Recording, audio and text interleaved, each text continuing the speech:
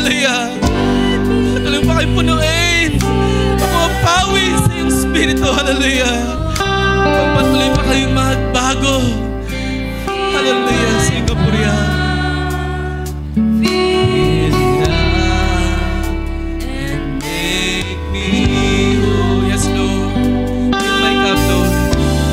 I call our beloved speaker. God bless you.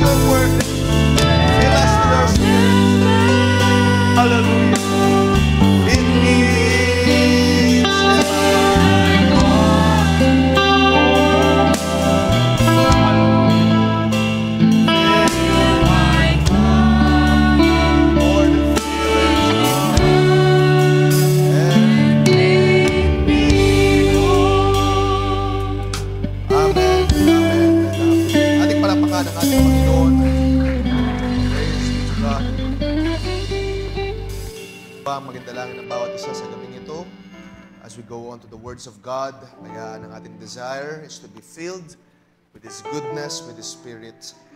At ang ating dalangin sa mga sandaling ito ay walang iba kundi ang Diyos ang siya magpuno sa ating mga buhay. All bow our heads and pray to God. Kaya namin Diyos, pasalamat sa mga buhay o Diyos. Tunay nga na Ikaw ay tapat, Ikaw ay takilat sa ating babago. Sabi sa mga salita ni anino man, babago ay wala sa iyo, Diyos. Panginoon, dahil sa iyong kabutihan, dahil sa kagandahang loob, sa iyong kagilagilalas na pag-ibig, kaya kami narito, O Diyos. Kaya sa mga sandaling ito, nais namin magbigay ng pasalamat. Nais namin, O Diyos, papurihan ka. Nais namin magbigay ng lugod sa iyo, O Diyos.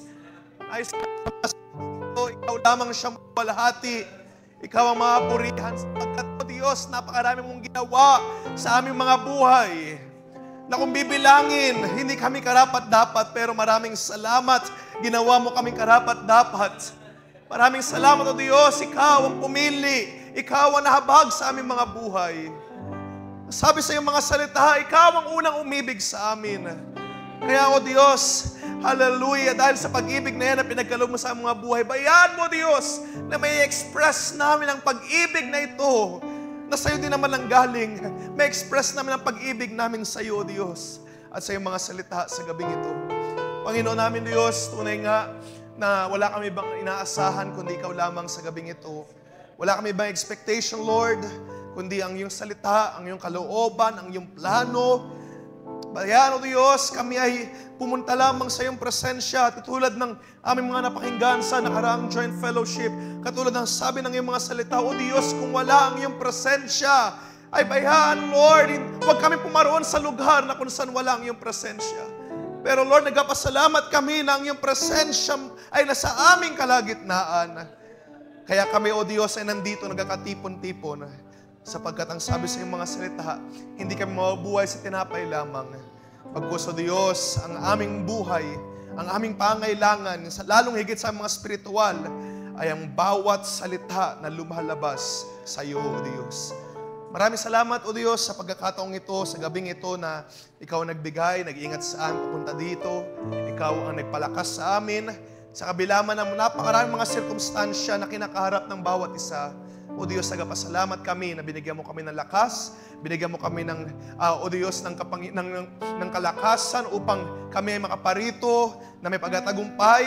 Despite maraming mga kalungkutan, pag-uwi ng bahay, marahil may mga problemang sasalubong. Pero nagpasalamat kami, O Diyos, na sa mga sandaling ito kasama ka namin. At tunay nga nang sabi sa iyong mga salita, sa iyong presensya, nandun ang kapunuan ng kagalakan.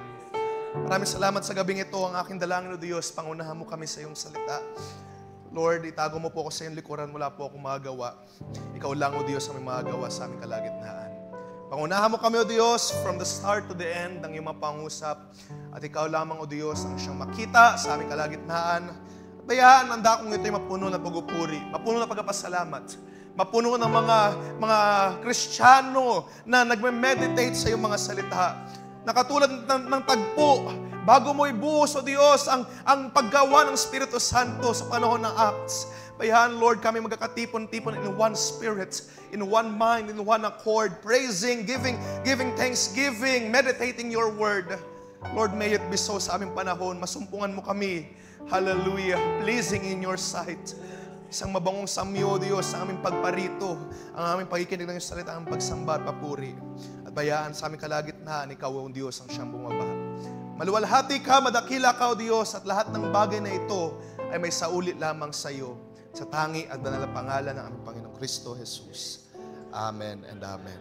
Mari po ba natin palapakan ang Panginoon mga kapatid? Purihin po ang ating Panginoon at habang tayo nakatayo ay let's open our Bible sa Luke chapter 22 verses 31 and 32 ay ating buksan ng ating banal na kasulatan. Okay. Verse 31 says, Simon, Simon, behold, Satan demanded to have you, that he might sift you like wheat. But I have prayed for you, that your faith may not fail. And when you have turned again, strengthen your brothers. Can you say amen to the words of God? Amen. Malayo na po tayo makaupo sa gabing ito. Okay, at salamat sa biyaya ng Diyos sa gabing ito. It has been a while, pero nagpasalamat ako sa Diyos, unang-una sa lahat, sa pagkakataon na muli makatayo nyo sa inyong harapan. As always na sinasabi ng mga tumatayo sa likuran ng pulpit ng ito, mas masarap magpahinga. Pero katulad ng summary ng banal na kasulatan, walang hihigit na honor na maglingkod sa paanan ng presensya ng ating Panginoon. Kaya sa mga sandaling ito ay, I could say, na-enjoy ko yung pagkapahinga, pero mas enjoy ko na manatili sa presensya ng Diyos at to be of service sa inyo mga kapatid. So bayaan na sa mga sandaling ito ay ang Diyos ang gumawa at kumilos sa ating kalagitnaan at naniniwala ako ng lubos na siya ang patuloy na gagawa sa atin, gano'n man kalaki o kalit na sukat at pagdamutan ninyo kung ang aking suot malit lang, pasimula pa lang, pero naniniwala ko ng lubos na ang Diyos na ating pinaglilingkuran ay hindi limitado at kaya niyang gumawa kahit anong sukat, kayang gumawa sa ating kalagitnaan ng may malaking paggawa kung tayo mag-expect at aasa lamang sa ating Panginoon.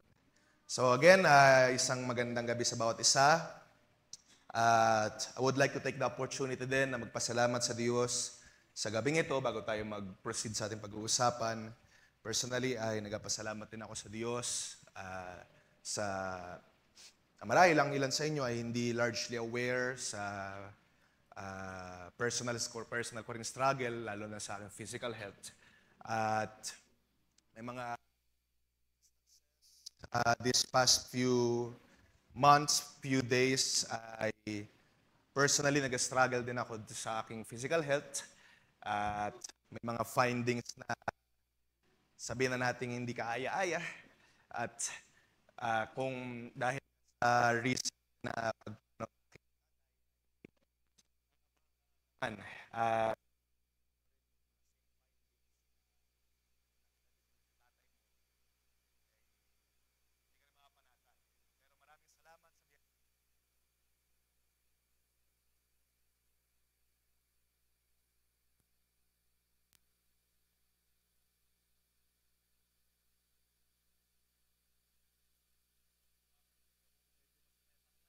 Ito'y, of course, una sa biyaya ng Panginoon at pangalawa sa mga plano din, mga decisions din na kinakailangan i-adjust.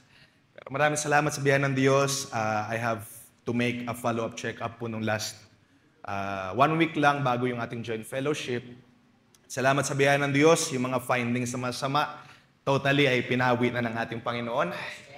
Salamat sa biyaya ng Diyos, salamat po na sa inyong panalangin.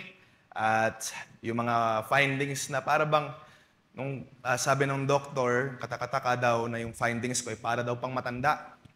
At parang hindi angkop sa aking age. Pero nung last 2 weeks ago, ako nagpa-check up, so yung mga findings ng pangit ay totally nawala na. At salamat sa biyaya ng Diyos, yung mga findings na masama, wala na. So, unti na lang. No? So, sabi ng doktor, sige, wag mo na inumin yung gamot na yan. At nagbigay na lang siya ng parang, syempre, yung mga, if aware kayo sa mga gamot na ilan na tinatawag nilang maintenance, hindi pwedeng basta-basta putulin yun. So, take mo lang to, mas mababa. At yun na lang yung i-take mo dahil wala na totally yung mga karamdaman, yung mga abnormalities sa katawan mo. So nagpasalamat ako sa Panginoon sa patuloy na kagalingan, kalakasan na pinagkakaloob niya sa akin at iniwala ko sa bawat isa na naranasan natin ang kalakasan nagmumula sa ating Panginoon. And of course, dahil nakatanggap tayo ng kagalingan, kalakasan, at katulad din ng sabi sa Banal na Kasulatan, hindi tayo magpapabaya, di ba? Nung tayo ay tumanggap ng pagpapatawad sa ating kasalanan mula sa ating Diyos, sabi sa Romans, what then? Shall we continue in sin? Wag na mangyari. So yung mga changes na in-apply, katulad ng pagkain ng maayos, kailangan na ituloy.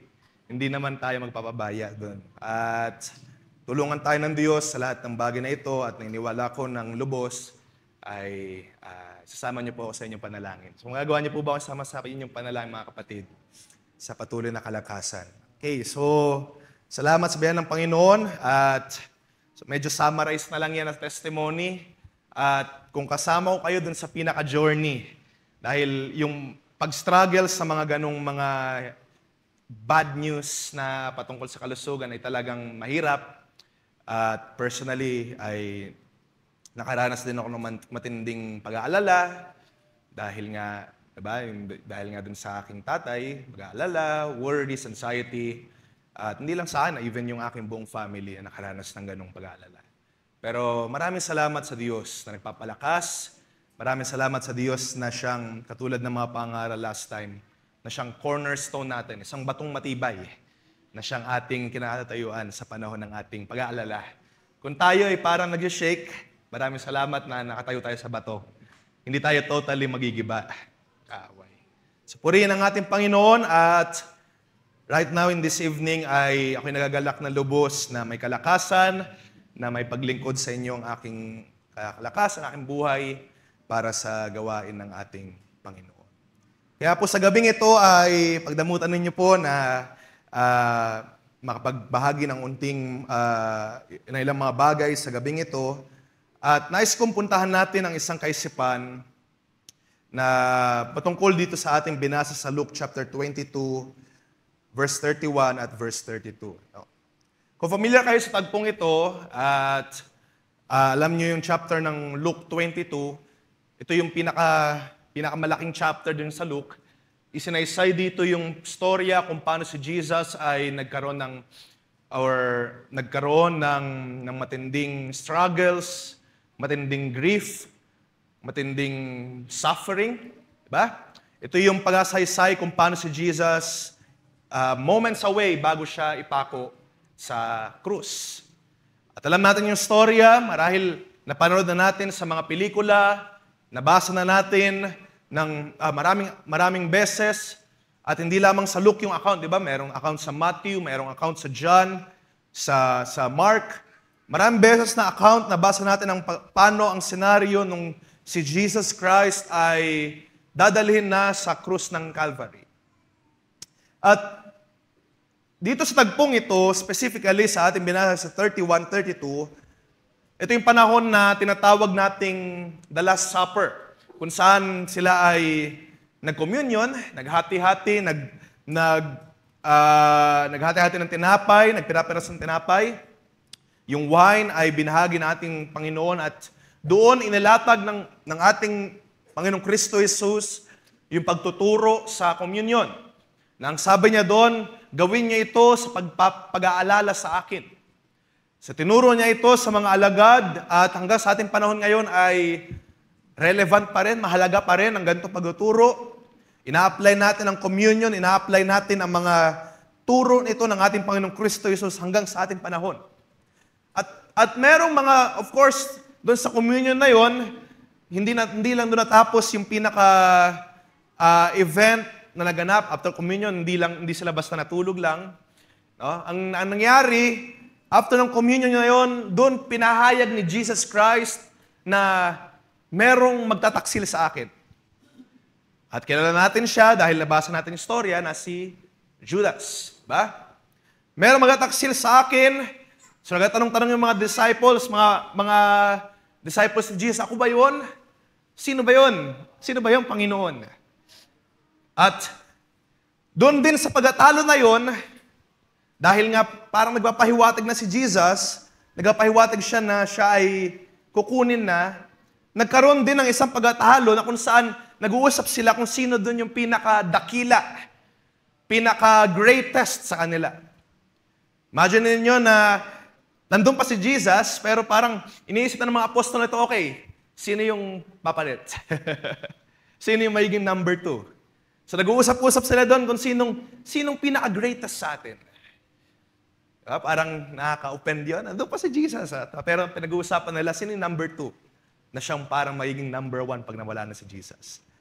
At sa madaling salita, nirebuke sila ng ating Panginoong Kristo Jesus. Nang sabi doon ni Jesus, ba't kayo nag-uusap ng mga ganyan? Hindi nyo ba alam?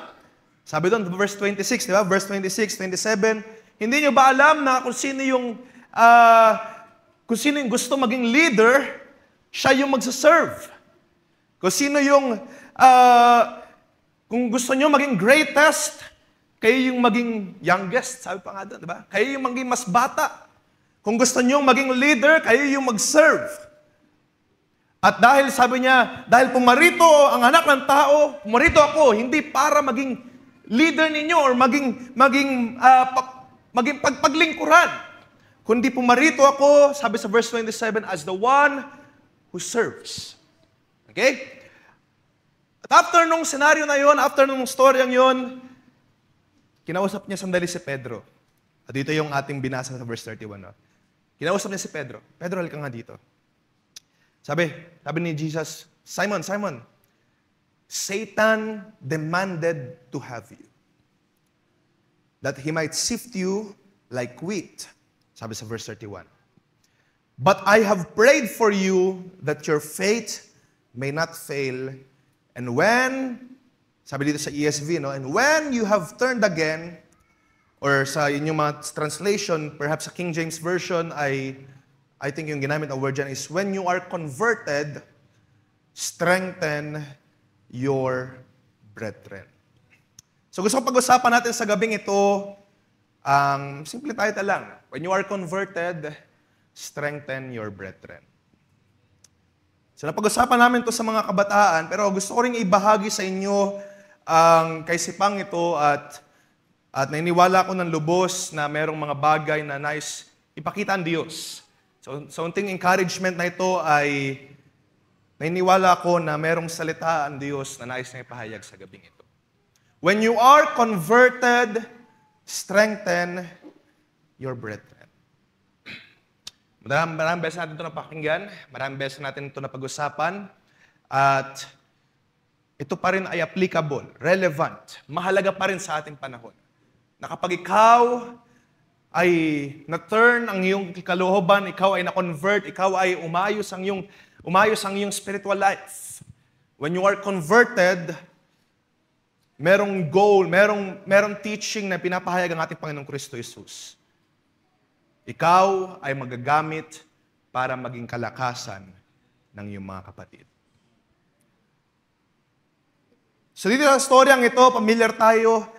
Sabi ni Jesus, Pedro, gusto kang agawin ng kaaway. Satan demands to have you. Diba? Imagine niyo kung anong takot ni Pedro na marinig.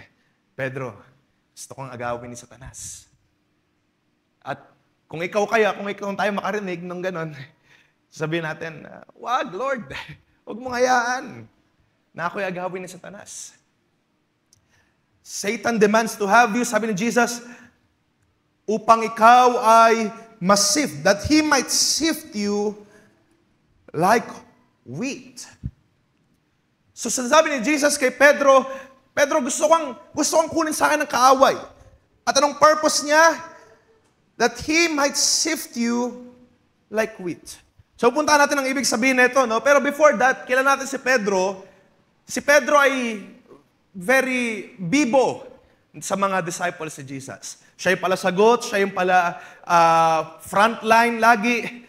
'Di ba? Kapag meron si Jesus na tinatanong, si Pedro lagi yung sumasagot, si Pedro lagi nangunguna, si Pedro laging ganito, si ganyan.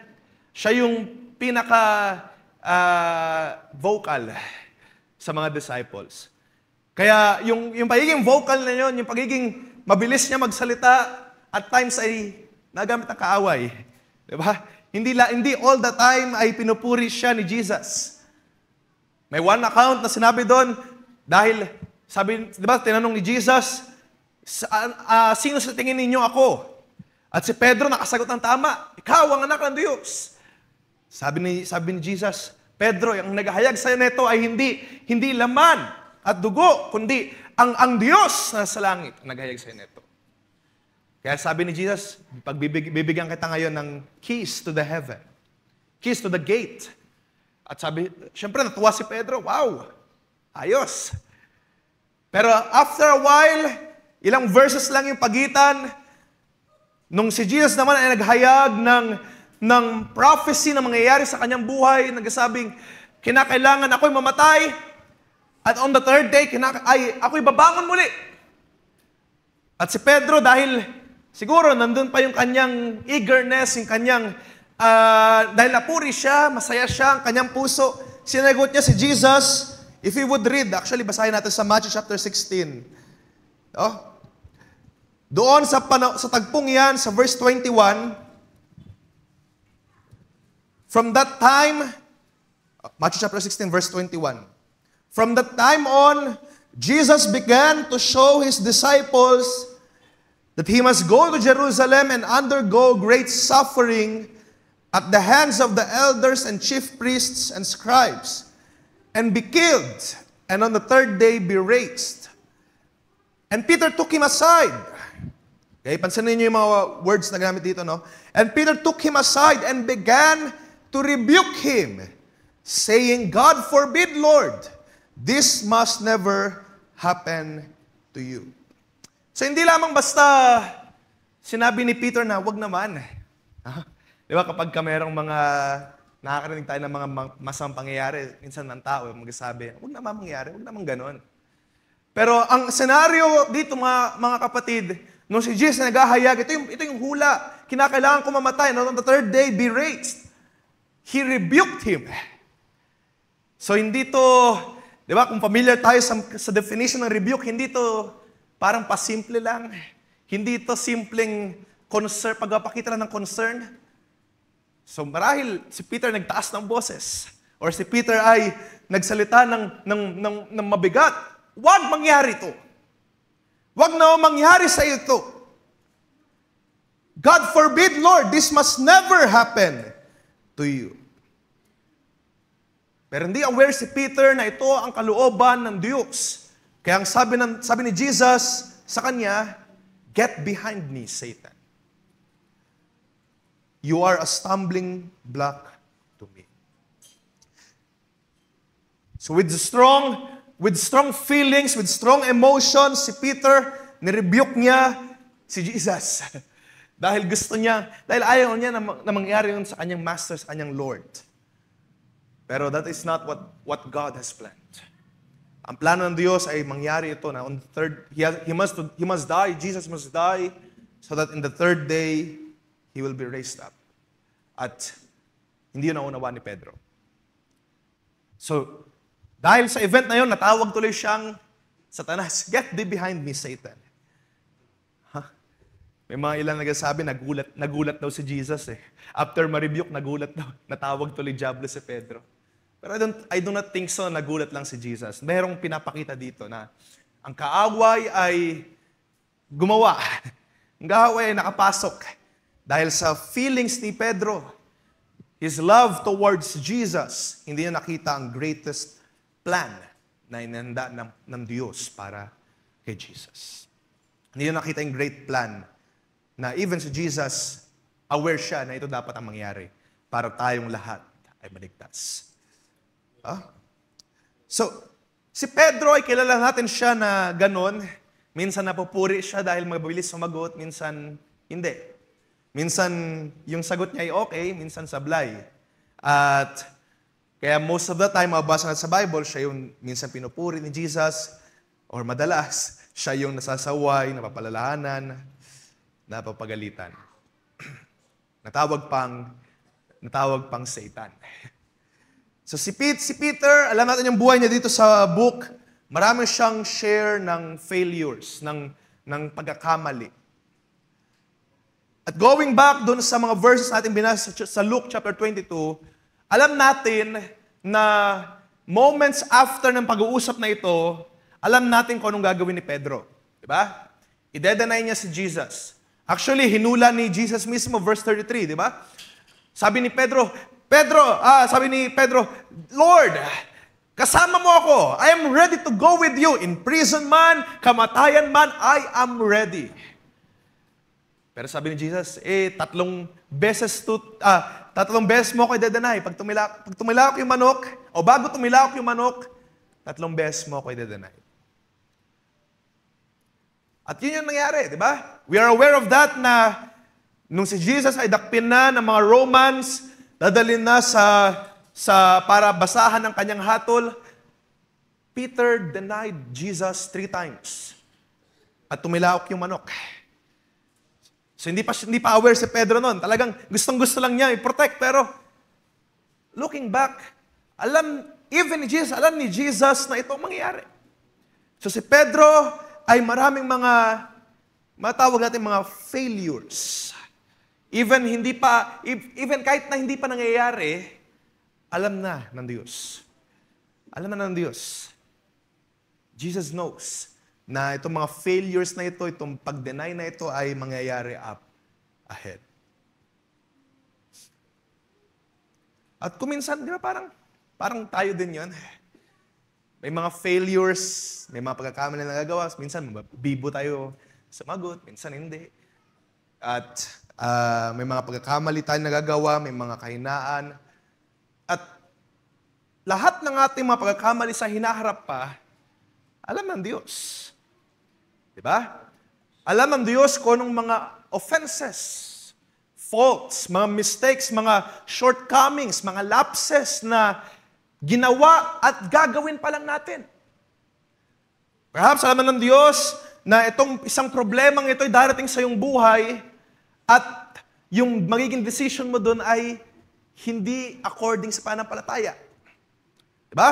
May mga pagkakataon na bago bumalik ang ating Panginoon, may mga malalaking pangyayari sa iyong buhay.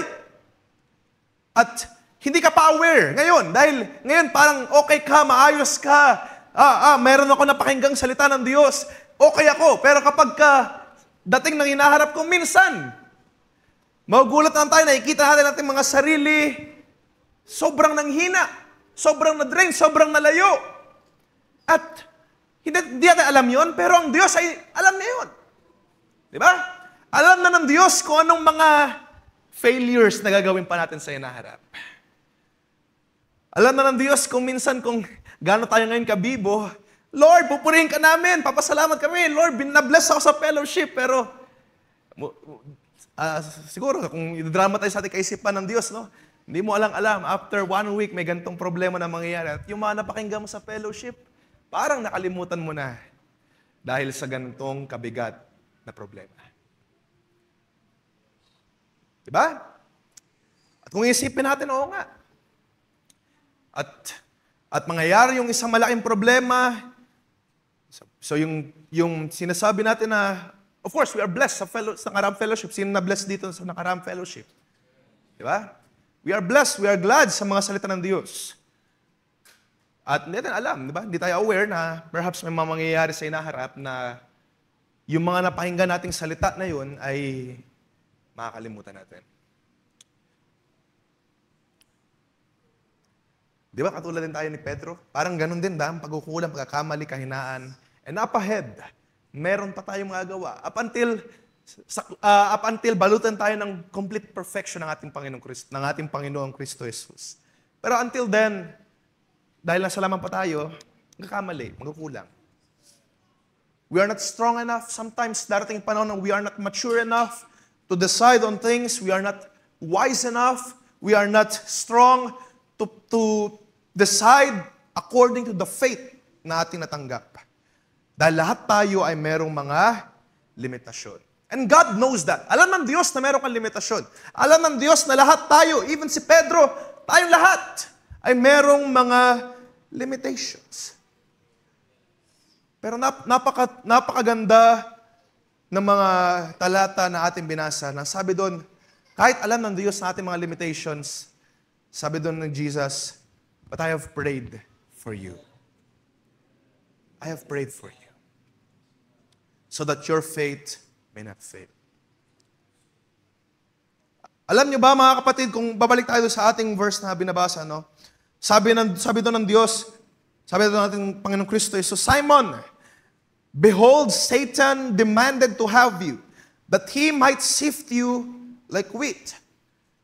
We are familiar with the metaphor kung paanong or anong kahulugan ng pag-sift like wheat.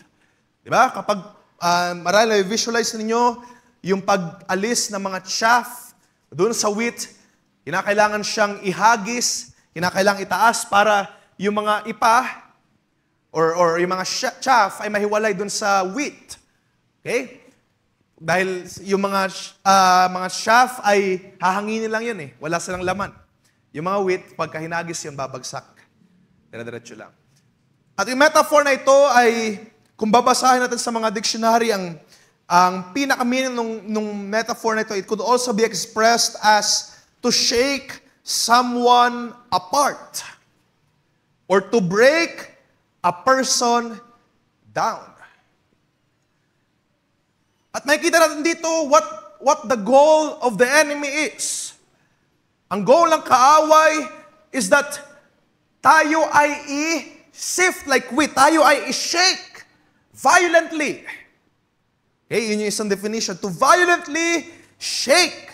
To shake up, down, left, right, o kung saan pa mang pag-aalog ng ating mga buhay, you will be shaken. At ang goal ng kaaway, sabi doon, gusto ng kaaway na mangyari kay Pedro at mangyari sa bawat isa, is that you may be sifted like wheat.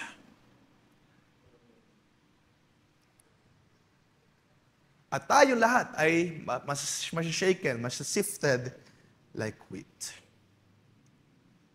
At sa mundong ito na habang tayo nag-aantay sa pagbabalik ng ating Panginoon, you will have violent shaking sa inyong mga buhay. Darating yung panahon na tayo ay masishake in the faith. At hindi lamang ito basta shaking, talagang alog, violently, ikaw ay iaalog ng kaaway. Up, down, left, right, anong direksyon? Hanggang sa masabi mo, parang wala nang direksyon ang buhay ko dahil lahat na lang ng direksyon, inalog ako ng kaaway. Lahat ng pamamaraan, lahat ng ways ay gagawin ng kaaway to sift you like wheat. Dahil ito yung kanyang goal, ano? Ito yung kanyang main agenda. So that your faith, sabi doon sa verse 21, or sa ating binabasa, so that your faith may fail. Satan demanded to have you so that your faith may fail. Okay? Verse 31, Satan demanded to have you that he might sift you like wheat. At ang prayer doon, Jesus, I have prayed for you that your faith may not fail. Dahil ang idea, ang goal ng kaaway is that ikaw at ang iyong pananampalataya ay mag-fail. Ang iyong pananampalataya ay ultimately masira. Fail. Hindi goal ng kaaway hindi ultimate goal ng kaaway na bigyan ka lang ng karamdaman. Hindi ultimate goal ng kaaway na pahirapan ka lang. No? What is it to him kung papahirapan ka ng kaaway kung wala ka naman pananampalataya? Walang kaano-ano sa kaaway kung ikaw ay wala naman pananampalataya sa Diyos, hindi ka naman anak ng Diyos, and yet, anong purpose yun para sa Kanya? Pero dahil ikaw ay may pananampalataya, dahil ikaw ay nataniman ng salita ng Diyos, that is the main goal ng kaaway upang ang pananampalatayang yan ay mag-fail. So kung masira man ang katawan mo, that is not his main goal. No? Hindi main goal ng kaaway na bigyan ka ng sickness, hindi main goal ng kaaway na gawin ka miserable or depressed, hindi main goal ng kaaway na i-worsen yung iyong mga circumstances. The main goal of the enemy is so that your faith may fail. So kahit anong pangyayari sa ating mga buhay, walang ibang goal ng kaaway, kundi yung pananampalataya natin ay mag-fail. At dapat alam natin yon. It is important na ma-recognize natin ang mga gawa ng kaaway, di ba? Sabi doon sa 2 Corinthians chapter 2, so I think verse 10, verse 11 doon, ang sabi doon, wag natin hayahan na tayo ay maisahan, malalangan ng kaaway, sapagkat aware tayo, alam natin yung kanyang mga designs, yung mga gawa. At dapat aware tayo doon na ang main purpose ng kaaway hindi lang para pahirapan yung buhay mo, hindi lang para ikaw ay maging isang kahig, isang tukwa, o hindi lamang para maubos yung finances mo. Hindi yun yung main goal. Look at your faith, dahil yun yung target ng kaaway. Look at your faith.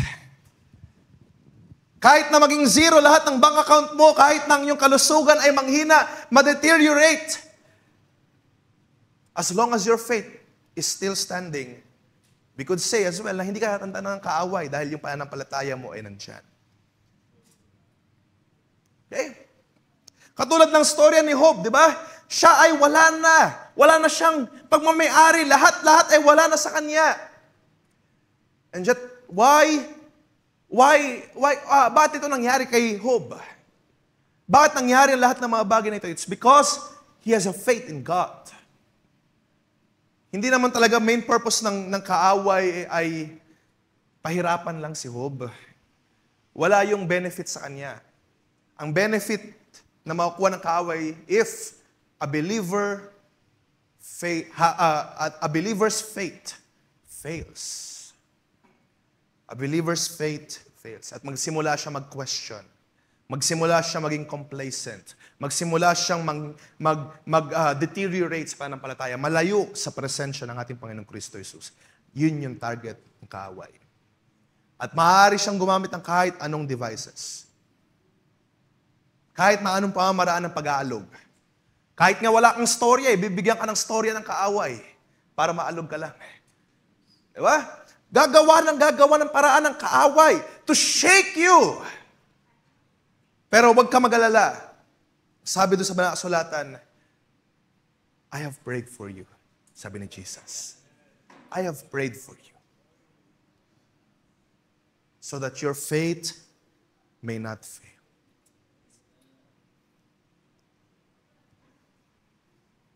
Sa panahon na magsimula tayong mag-question to God dahil sa ating mga circumstances, sa panahon na magsimula tayong mag-question, if ang ating pananampalataya ba sa Diyos ay tunay, totoo ba ang Diyos? That is the main goal of the enemy. And we are not unaware sa lahat ng mga gawa ng kaaway, mga kapatid. Kinakailangan natin to watch our faith. Bantayan. Sa lahat ng circumstansya, magbantay tayo natin pananampalataya dahil yun yung pinaka-target ng kaaway. No? Kung manghina ang ating katawan, manghina ang ating ang lahat-lahat sa atin, as long as our faith is still intact, ay purihin ng Diyos.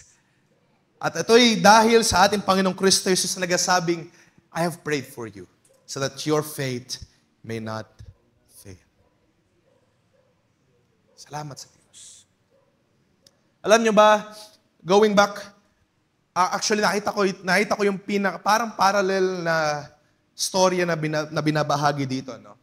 Alam natin na si Judas ay siya yung nag-betray, di ba? Siya yung nag-betray kay Jesus. Pero actually parang hindi gaanong nalalayo yung storya ni Jude at ni Peter. Alam niyo ba yun? Dahil in many ways, in one way or another, ay parehas silang matawag natin nag-betray. Si Jude ay pinagpalit si Jesus sa salapi. Si Pedro dahil sa kanyang takot na mapasama doon, perhaps mamatay, ayaw niya mamatay, ay nag-betray siya, di ba? We can say na nag-betray siya. Tinanggi niya na siya ay affiliated with Jesus Christ. At tatlong beses niyang i-deny si Jesus. Alam natin, di ba? 3. Perfect. Sure ka ba talaga, Pedro, na talagang di mo kilala yan? 3 beses niyang dineny. And in that way as well, I could say, pinatry niya si Jesus. So, parang hindi naiiba yung storya nila. Pero alam niyo ba, after nung events na ito, di ba, after nung si Jesus ay mamatay sa cross, alam natin yung nangyari kay Judas, di ba? Si Judas ay nagsisi. Or hindi naman nagsisi, parang na-guilty. Okay? Dahil tapos na yung pag-isisi, wala na, huli na. Na-guilty siya. Kung babasahin ninyo yung Matthew chapter 27, first verses there, nakita natin doon na feel siya ng remorse, ng guiltiness. At ang ginawa niyan, binalik niya yung pera. Hindi ko na ito kailangan. Dahil pinako ko si Jesus. Sabi ng mga Pharisees sa kanya, ang ginagawa mo, wala nang silbi sa amin yan. Nakuha na namin si Jesus eh. So, anong ginawa ni Judas? Diba? Sa sobrang guiltiness, sa sobrang remorse, ay binitay niya kanyang sarili. At, titignan natin ng maigi, possible din na pwedeng ganun din ang mangyari kay Pedro. Kung sa sobrang guiltiness, sa sobrang remorse na naramdaman ni Pedro, actually kung mabasahin niyo Luke, around those verses, I think verse 62, nandun, naramdaman ni Pedro, after niya i-deny si Jesus ng 3 times, after na sinabi ni Jesus sa kanya mismo, di ba? Di ba, parang kapag merong nagpapaalala sa'yo, nagre-remind sa'yo, especially, alam mo, pag may nanaginip sa'yo, i-treat mo as warning, hindi mo naman i-treat as absolute, pero i-treat mo as warning, i-treat mo as reminder, na wag na gawin yun. At si Jesus dito mismo, alam ni Jesus yung mangyayari sa inaharap, sinabi na niya kay Pedro, ito yung mangyayari. At kung baka titignan natin, kung tayo si Pedro, ay sisikapin natin wag mangyari yun, di ba?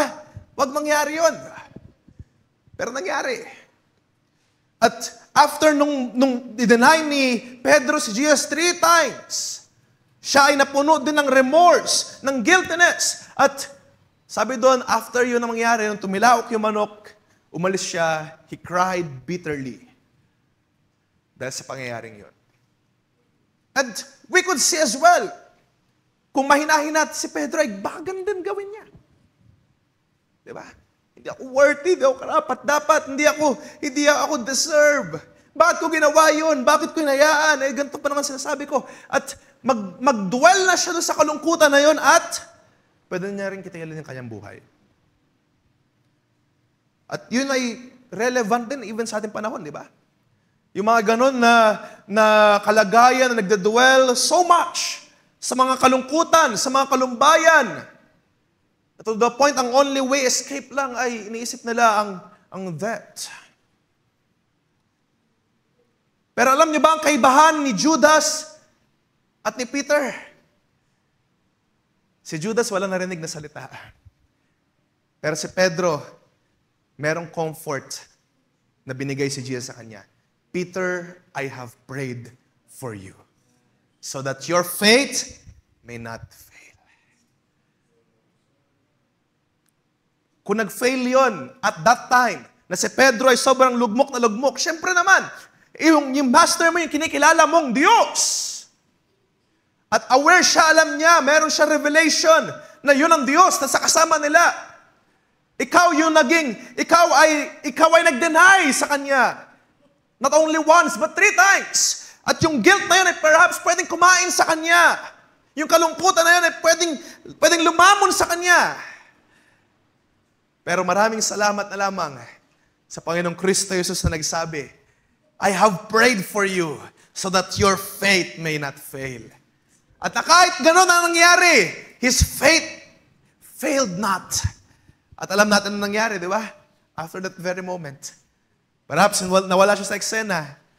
Pero nung pagkabuhay muli ng ating Panginoong Kristo Jesus, at nung siya ay umakyat na sa langit, Peter was the one leading the charge sa mga pangaral, especially dun sa area ng Jerusalem. Because of that word, I have prayed for you, Peter, so that your faith will fail not. At mga kapatid, ganun din ang nais sabihin ng Diyos sa gabing ito. Jesus has a care para sa ating lahat. He cares for all of us. And He cares for your faith. Dahil ang sabi sa mga sulatan, Hebrews, Jesus Christ, the author and the finisher of our faith. At huwag kayo mag-alala, He cares for you. And He is concerned so that your faith will fail not.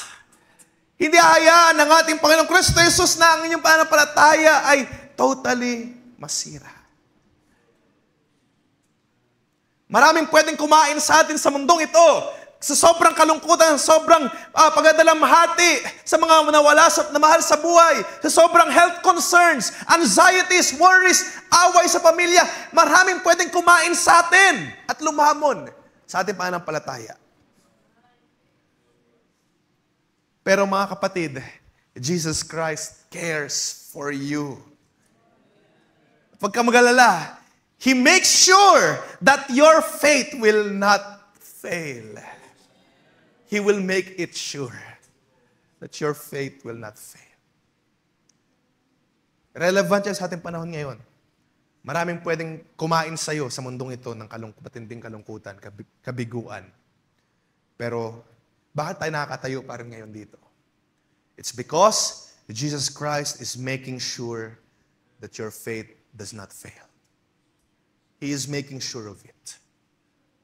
Kaya tayo nandito ngayon, it's because Jesus Christ is making sure na ang iyong pananampalataya ay hindi totally masisira. At hindi ba yan ay enough na, more than enough of a reason to give God the glory sa gabing ito? He cares for you. He cares for us. Na kahit na maraming failures, kahit na maraming mga pagkakamali, katulad ni Pedro, at kung minsan may mga times na we have denied Jesus' advice sa pamamagitan ng pag-deny ng mga advice ng mga manggagawa, ng mga katanda sa atin. We have not followed at times the Word of God, shortcomings, lapses natin. Pero Jesus Christ cares for you, cares for your faith upang ang pananampalataya ay hindi totally mag-fail. Totoo, darating yung panahon na ito'y mas-shaken, mawi-weaken, manghihina. It may struggle at times. Nung kinausap niya si Pedro, pwede namang sabihin ni Jesus ganito, no? Pedro, gusto kong agawin ng kaaway, pero huwag ka mag-alala. Hindi ko na hinayaan yung kaaway na agawin ka. Hindi ko na hinayaan yung kaaway na guluhin ka. Pwedeng sabihin ni Jesus ganon, dahil He has control over everything. Pero hindi ganon ang sinabi ni Jesus. Pwede sabihin ni Jesus, Pedro, gusto ko agawin ng kaaway, pero, hayaan mo yan.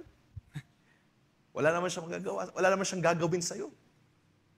Kaaway yun mas malakas ako eh. He could say that. Pero, what is implied dito sa mga banal na kasulatan sa atin nabasa is that dumating sa panahon, even si Pedro, kinakailangan siyang ma-shaken. Kinakailangan ang kanyang buhay ay maalog. Kinakailangan ang kanyang buhay ay ma-shaken. At mangyayari ang mga circumstances na ito na matawag nating sifting like wheat, yung violent shaking ay kinakailangan maganap para ang bunga ay makita.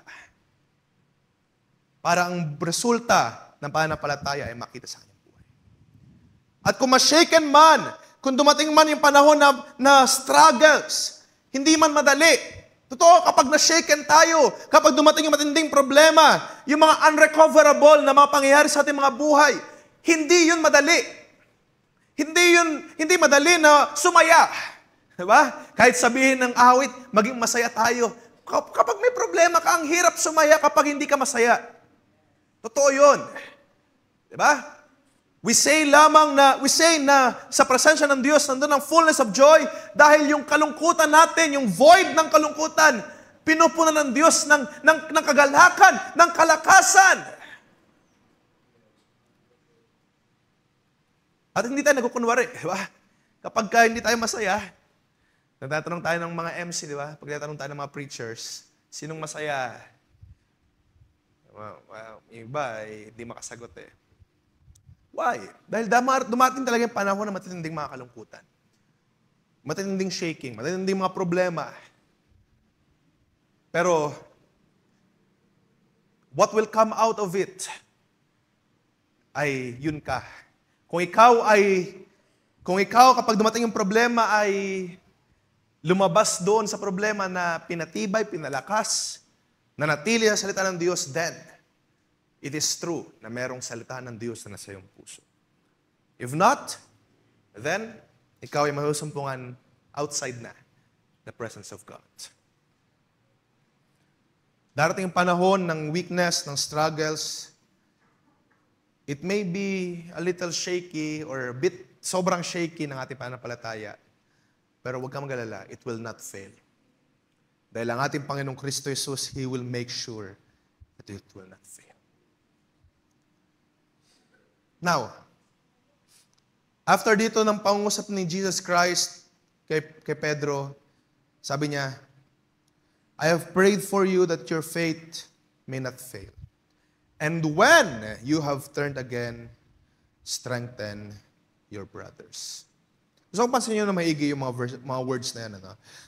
Sabi doon, and when you have turned again. Okay? Ginamit yung word na when.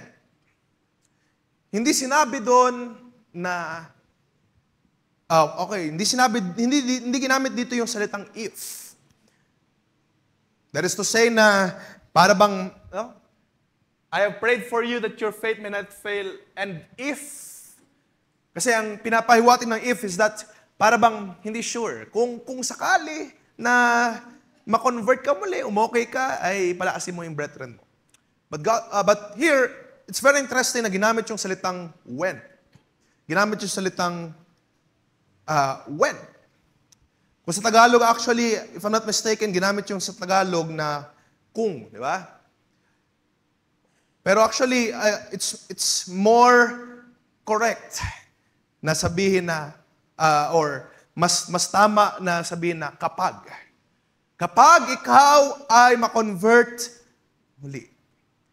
Pinapakita dito, kaya ginamit yung salitang when, it's because sure yun na mangyayari.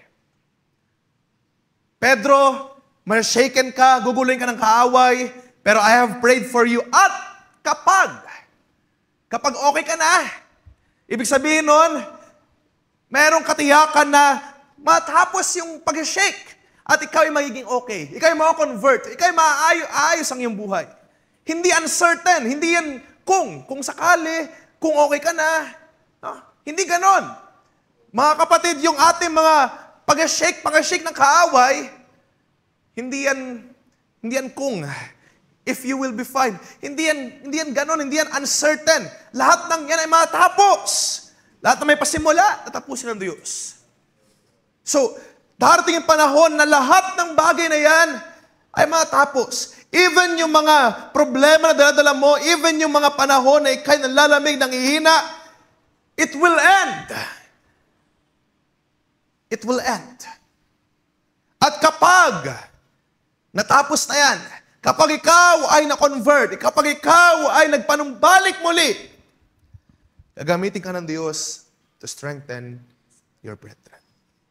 Yung victory, yung conversion, yung returning back sa pagtatagumpay, it is sure. Tiyak yun.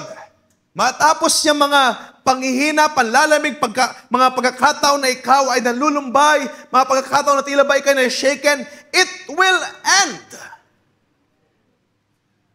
At tiyak yun. Dahil sabi dito ng ating Panginoon Kristo Jesus, when you are converted, when you have passed through sa ganitong mga tukso, when you have passed through sa ganitong problema, when you have passed through sa ganitong mga trials, why does God want to say that? It's because matapos lahat ng mga paghihirap, matapos lahat ng mga pagtitiis, matapos lahat ng mga trials, matapos lahat ng mga bagay na ating dinadanas ngayon na may bigat, it will end. Pinasimulan ng ating Panginoon, sabi doon ng isang account, kaya paborito niya mga verses, may yung mga word na it shall come to pass. Dahil naniniwala siya na lahat ng may pasimula, also, it will come to pass. Lahat ng mga bagay na nagsimula ka makaranas na matinding mga problema, matinding mga kabigatan, matinding mga trials, matinding sa karamdaman, it will come to pass.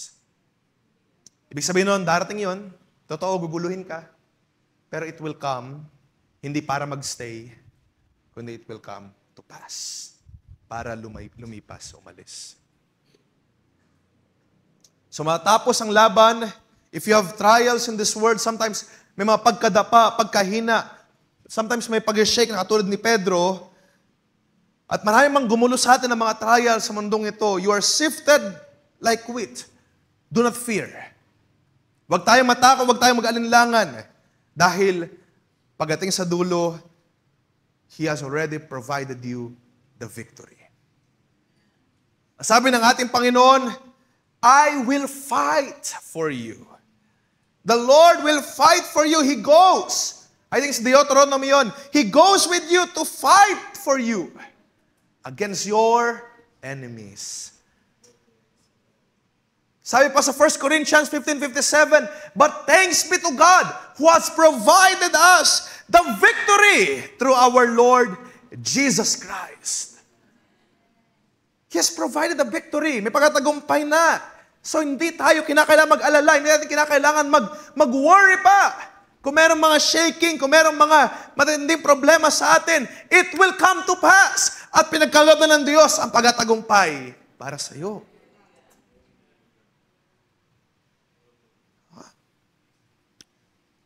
Another verse na gusto kong basahin natin, John chapter 16:33. Sabi doon, these things I have spoken to you, that you might have peace. At darating sa mundong ito, sabi pa niya doon, in this world you will have tribulations. But be of good cheer, for I have overcome the world. Hindi pinangako ni Jesus, if you would know the song, di ba, na give them all, it's not always rainbows, it's not always clear skies. Kuminsan, darating panahon na ikaw ay nasa dark skies, nasa panahon ng matinding mga kabigatan. Pero what's important is that ang Diyos ay kasama mo, hindi ka pabayaan ng ating Panginoon, at lahat ng yan na matapos. Fear not, for I have overcome the world. Nagtagumpay na ang ating Diyos sa lahat ng mga bagay na yan. There is always a sure conversion. Mula sa mababang kalagayan, mula sa pangit na kalagayan, mula sa kalagayang mababa, there is always a conversion papunta sa mataas na kalagayan, papunta sa magandang kalagayan, sa maayos na kalagayan. There is always a sure victory. From your life na shaken, na tila ba hopeless, na tila ba na malungkot, puno ng tribulation, there will always be a turnaround. And when you are converted, Because it's always sure that you will be converted. It's always sure na ikaw ay matatransform, ikaw ay mababago, ikaw ay hindi manatili sa ganyang kalagayan. Just like Peter, what Jesus said to Peter, Peter, marahil ikaw yung ma-shaken, pero when you are converted, and I want, at gusto kong iwan din sa inyo sa gabing ito, na huwag nating hayaan makalimutan, when you are converted, strengthen your brothers, your sisters, strengthen your brethren. Alam niyo, sa pagbaka natin, minsan daw mahirap, marami matiisin. It's always, or believe always that God has a purpose for it all. Lahat na mga pagbaka, pagtitiis natin, mahirap yan, pero hindi yan senseless. Hindi ka bibigyan ng Diyos ng trial na pointless. Hindi ka bibigyan ng Diyos ng mga pangyayari sa iyong buhay na senseless, na walang kabuluhan. Sabi ko na sa mga kabataan before, hindi ang Diyos nagkaroon ng malaking roleta sa langit at papaikutin niya yung roleta, anong karamdaman mapupunta sa iyo. Hindi ganon. Because in everything, God has a purpose. Even sa mga bagay na tila ba pangit sa ating paningin. He has a purpose in those things, in everything na mangyayari sa atin, and He will use it for your good. Para sa ikabubuti natin. If you remember the story ni Joseph, i-quote ko na lang, ang sabi ni Joseph doon, nung mamatay ang kanilang tatay na si Jacob, yung mga kapatid niya ay natakot. Fearing na dahil patay na ang tatay nila na si Jacob, ay sila ay, tawag dito, papaalisin na doon sa lupain ng Egypt. Pero sabi ni Joseph, huwag kayong kabahan, huwag kayong matakot. Sabi niya doon, what was meant for evil, God has turned it for good. What you have meant for evil, yung tila ba iniisip niya na masama, hindi maganda, for me, God turned it for good. Nakita niya ang reason why he has to face suffering at the hands ng pagiging alipin, at the hands nila ng mga rulers. Nakulong siya he was accused. He saw the purpose through that. At ang purpose ng Diyos ay para yung kanyang mga kapatid ay dalhin sa Egypt, walang problema sa panahon ng famine. Hindi lang yung pamilya niya, pati yung buong sambayan ng Israel ay dalhin doon sa lupay ng Egypt para hindi mamroblema sa famine. At ang nakita ni Joseph doon, what was meant for evil, God has turned it for good. Kaya yung tila ba, even when Satan tries to give something evil sa ating mga buhay,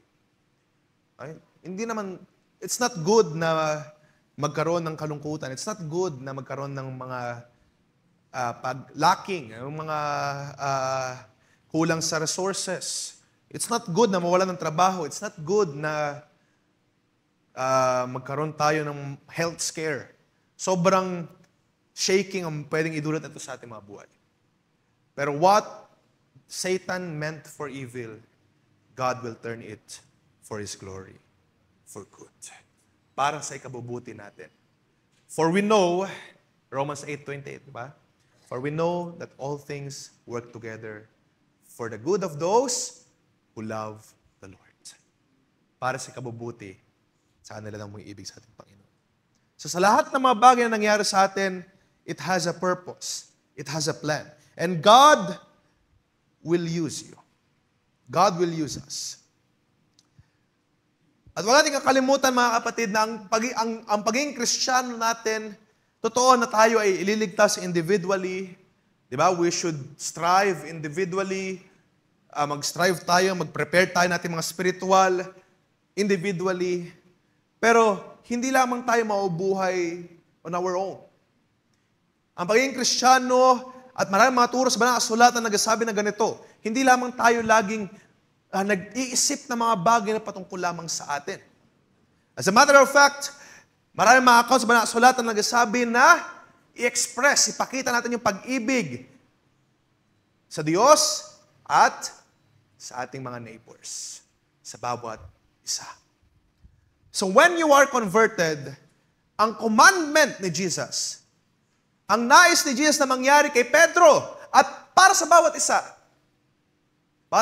na rin, is this.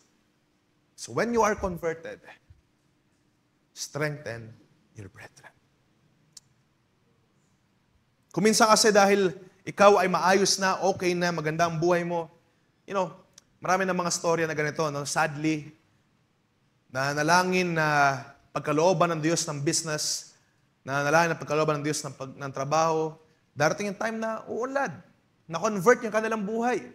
Nagkaroon ng maayos na mga trabaho, maayos na businesses, pero yung businesses na yon ay kumain sa kanila, kinain sila pabalik.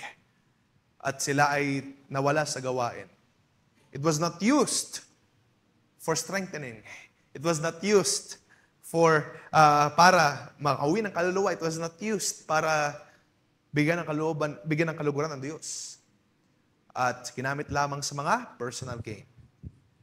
Personal win sa kanilang buhay. Huwag natin nakalimutan what God commands here. Maganda na makita na sure ang pagtatagumpay ng bawat isa. Ba? Are you glad, mga kapatid, na sa lahat ng mga dinadanas sa atin ngayon, merong sure na pagtatagumpay? Masaya ba tayo doon? Pero huwag natin kalimutan ito. When you are converted, strengthen your brethren. Gagamitin tayo para sa bawat isa, sa isa't isa. Bawat isa sa atin ay gagamitin, hindi lamang para ma-bless tayo on our own self. Wow, blessed na blessed ako. Masayang-masaya ako dahil ganito nangyari sa akin. Hindi lamang yun yung purpose nun. Oo, totoo. Marahil ikaw ay sumaya, ma-convert, mag-alak. That is great. Pero one commandment na iniwan ni Jesus kay Pedro at para sa bawat isa is that gamitin natin ito para tayo ay maging ikatitibay ng ating mga kapatid. Hindi tayo magmamayabang sa ating sarili, hindi tayo magmamalaki sa ating sarili. Hindi tayo magkukos para mga kapatid ay maging down or manghina or malayo pa. Tayo dapat ginagamit para tumibay ang ating mga kapatid. When you are converted, strengthen your brethren. Hindi tayo mag-iisip more highly ng ating mga sarili. If we would read Philippians chapter 2, I will close in a couple of verses dito sa Philippians chapter 2.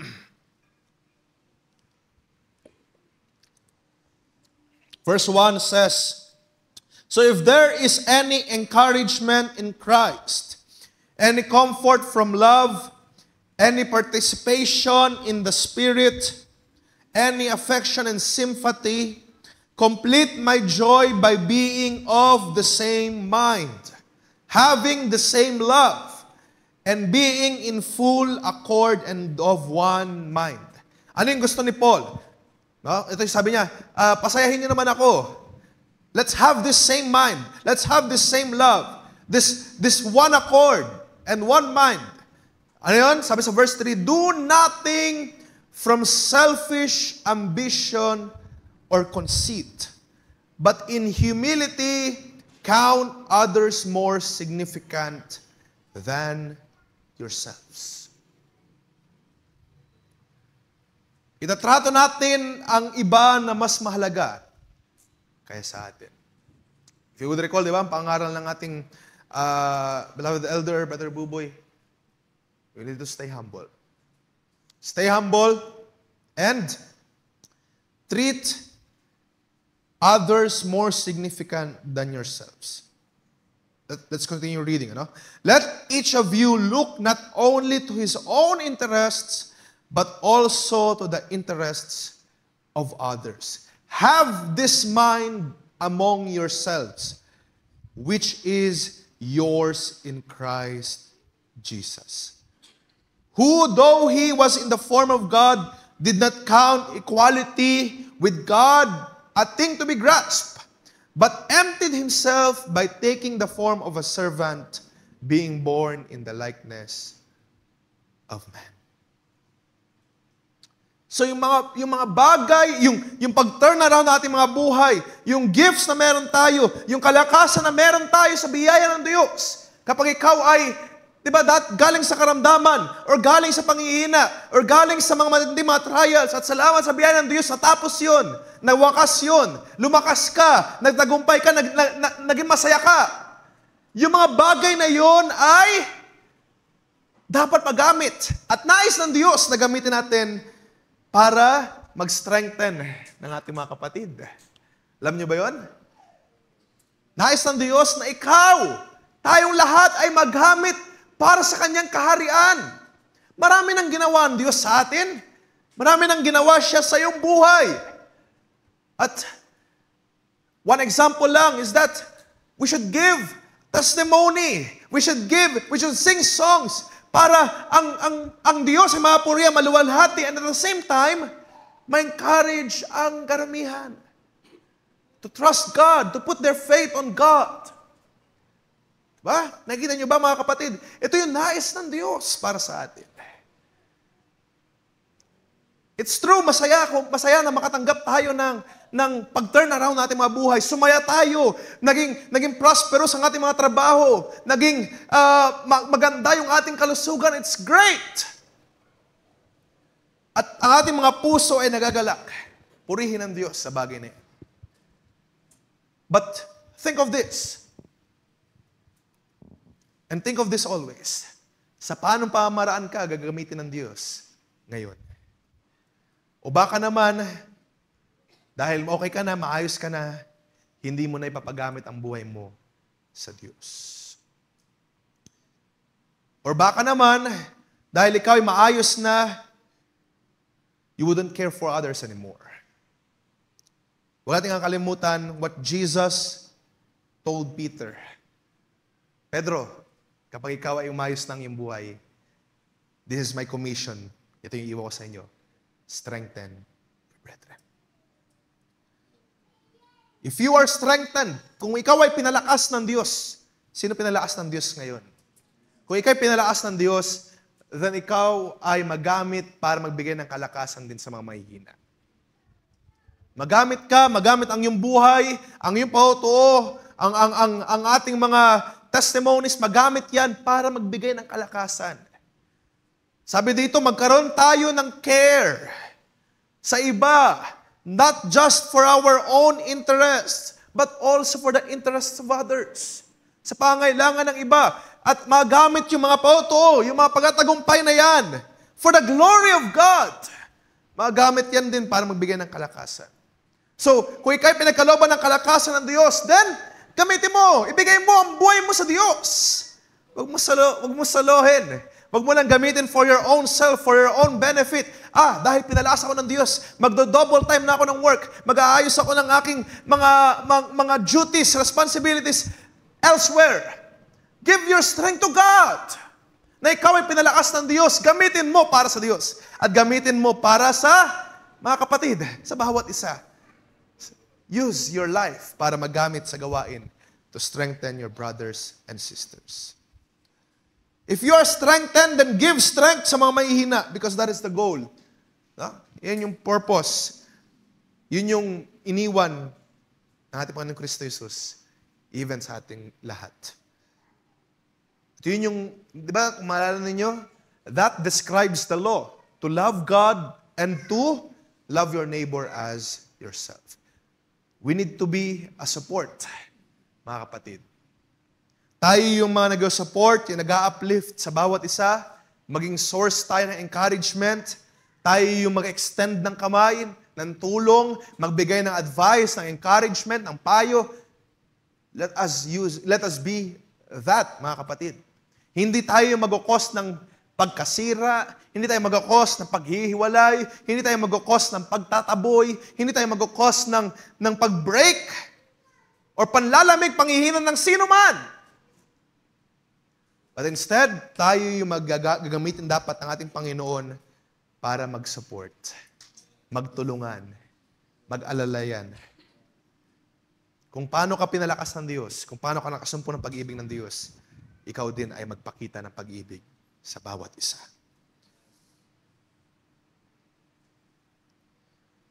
Kung maalala natin, if we would always keep in mind how God helped us sa panahon ng ating panghihina at panlalamig at ng mga trials. Let us remember that always. At yun yung ating apply. Di ba gusto natin maging katulad ni Kristo? Then apply natin yun. Kung paano si Jesus, kahit na nakaranas siya ng matinding pagkukutya sa krus, anong iniyak ni Jesus doon sa krus? Anong sinabi niya sa Diyos, sa kanyang Ama, nung siya ay nandun sa krus? Hindi niya sinabi na, gaganti ako, or I shall return dahil paghihigantihan ko to. What Jesus said is, Father, please forgive them. They know not what they do. At yun din dapat tayo, mga kapatid. Tayo din yung maging source ng kalakasan ng ating mga kapatid. Magagawa pa ba natin yan sa biyaya ng ating Panginoon? Tayo pinangakuan ng Diyos ng kalakasan, pagkatagumpay. Yun ay tiyak. Pero ang kinakailangan gawin ngayon, as we close, ating lalahanin palagi, gamitin natin ang kalakasang ito para maging kalakasan ng iba. Mag-encourage tayo. Ipakita natin ang pag-ibig. Ipakita natin ang care and concern sa bawat isa. Kung may makikita tayo nalulumbay, nalulungkot, tayo yung maging source ng encouragement, ng cheer up. Kung kaya nyo mag-follow up, kung kaya nyo mag-remind, kung kaya nyo mag-extend ng kamay, then do it. It is our role. It is our part. Hindi lamang ni pastor, hindi lamang ng mga elders, hindi lamang naka-assign sa pag-follow up committee, hindi lamang sila. It is our responsibility bilang mga Kristiyano. Ito yung commandment na iniwan ni Jesus kay Pedro. And I do believe, commandment na iniwan din para sa ating lahat. Gamitin tayo ng Diyos. Kapag tayo pinalakas na, pinatibay na ng ating Panginoon, what God wants for us is to be lights in this world. Kalakasan, maging source ng kalakasan, maging source ng encouragement, maging source ng liwanag. Kaya napakaganda makita sa gabing ito, as we close, kapasalamat tayo sa Diyos na nagpapalakas sa atin, nag-turn around natin mga buhay. Kung paano ang buhay natin dati ay malayo sa Kanya, nanlalamig tayo, nangihina tayo, binago ng Diyos ang ating buhay, di ba? Nakakilala tayo sa Diyos. And then nung tumanggap tayo sa Diyos, may mga times ng shaking, may mga times na ang pananampalataya natin ay nadidisturb, nagugulo ng kaaway. Pero salamat sa biyaya ng Diyos na lahat ng yun ay matapos at ang iyong pananampalataya ay pinatibay, pinalakas ng Diyos. He made sure na ang iyong pananampalataya ay hindi mag-fail. Salamat sa Diyos. However, hindi pa tapos doon ang storya, mga kapatid. We have to do something. That is, para maging encouragement sa mga susunod. Sa mga mas may hina pa. Sa mga, sabihan nating dadanas pa lang ng mga matinding trial. Although we do not wish for them na dumanas na matinding trial. Pero, sabi ko nga, lahat tayo danas ng shaking. Pero sino sa atin dito ang magiging source ng encouragement para sa mga kapatid? Ang aking dalangin ay ang bawat isa ay gamitin ng Diyos. Samot-saring mga trials na ating dinanas, iba-iba man tayo ng mga karanasan. At lahat ng yun, pinagtagumpayan natin sa biyaya ng ating Panginoon. Ngayon, kung may mga ilangan ng mga mas bata, mas baguhan pa sa pananampalataya, magamit nawa yan ng Diyos para tayo ay magbigay ng pagpapatibay sa ating mga kapatid. Sumagana nawa ang pag-ibig ng Diyos sa ating kalagitnaan at bayaan ang patuloy na pag-iibigan bilang magkakapatid ang siyang manguna sa atin. Of course, higit sa lahat, manguna ang pag-ibig natin sa ating Diyos sa langit. Purihin ang ating Panginoon. Tayo umuko at magpasalamat sa ating Panginoon. Nakilala namin Diyos, sa gabing ito ay nagpasalamat kami sa iyong mga mumunti, mga simple mga salita, mga paalala. O Diyos, nagpasalamat kami na meron kang mga salita na iniwan, na buhay, even if this was written 2,000 years ago and yet your word is still relevant. Your word is still powerful sa aming panahon. Dahil sabi sa mga salita, heaven and earth may pass away, will pass away, but your words will never pass away. Kapasalamat kami, O Diyos, sa mga simpleng reminder. It reminds us para i-exercise pa ang pag-ibig, i-exercise pa, O Diyos, ang concern, ang care para sa bawat isa, na hindi lamang kami nag-iisip about ourselves alone, but to be a light, to be an encouragement para sa bawat isa. O Diyos, tulungan mo kami sa mga bagay na ito. Nagpapasalamat kami dahil Ikaw, sa panahon ng aming matitinding mga trials, matitinding shaking, Ikaw ang nagbigay sa amin ng pagkatagumpay. Ikaw ang nagbigay sa amin ng kalakasan.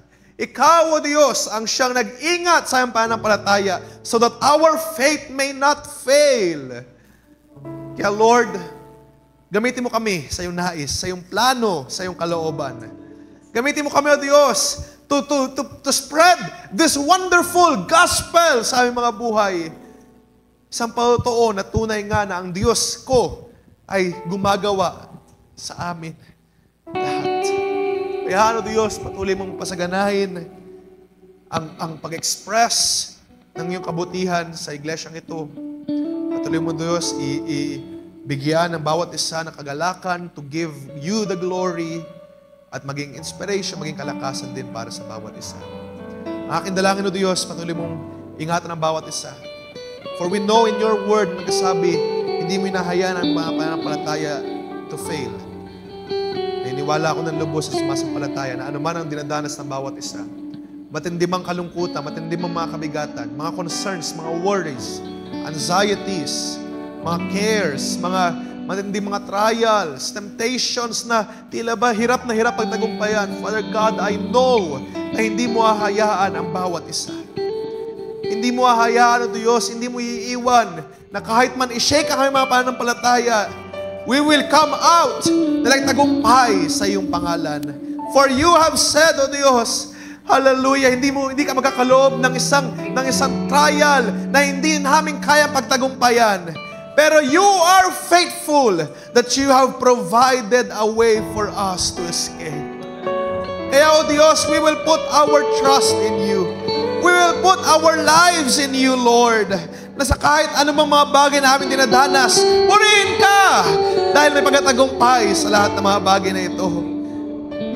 Merong sure conversion, merong sure transformation, na aming mga kalungkutan mag-transform into dancing. Ang aming mga kabigatan ay mag-transform into freedom. Ang aming mga kapighatian ay mag-transform to eternal gladness. Sapagkat Ikaw ang Diyos na siyang aming sinasamba. At Ikaw ang nangako sa iyong mga salita na nagsasabi, hallelujah!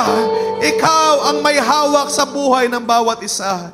At hindi mo hahayaan ang bawat isa na makaalis sa iyong kamay. Purihin ka, O Diyos. We glorify you. We lift your name. At bayan, O Diyos, wag namin makalimutan, as always, ang iyong paalala ay nagsasabi kung kami ay makatayo, makatagal, maka-survive by your name, by your word, makatayo na nagatagumpay through all these trials.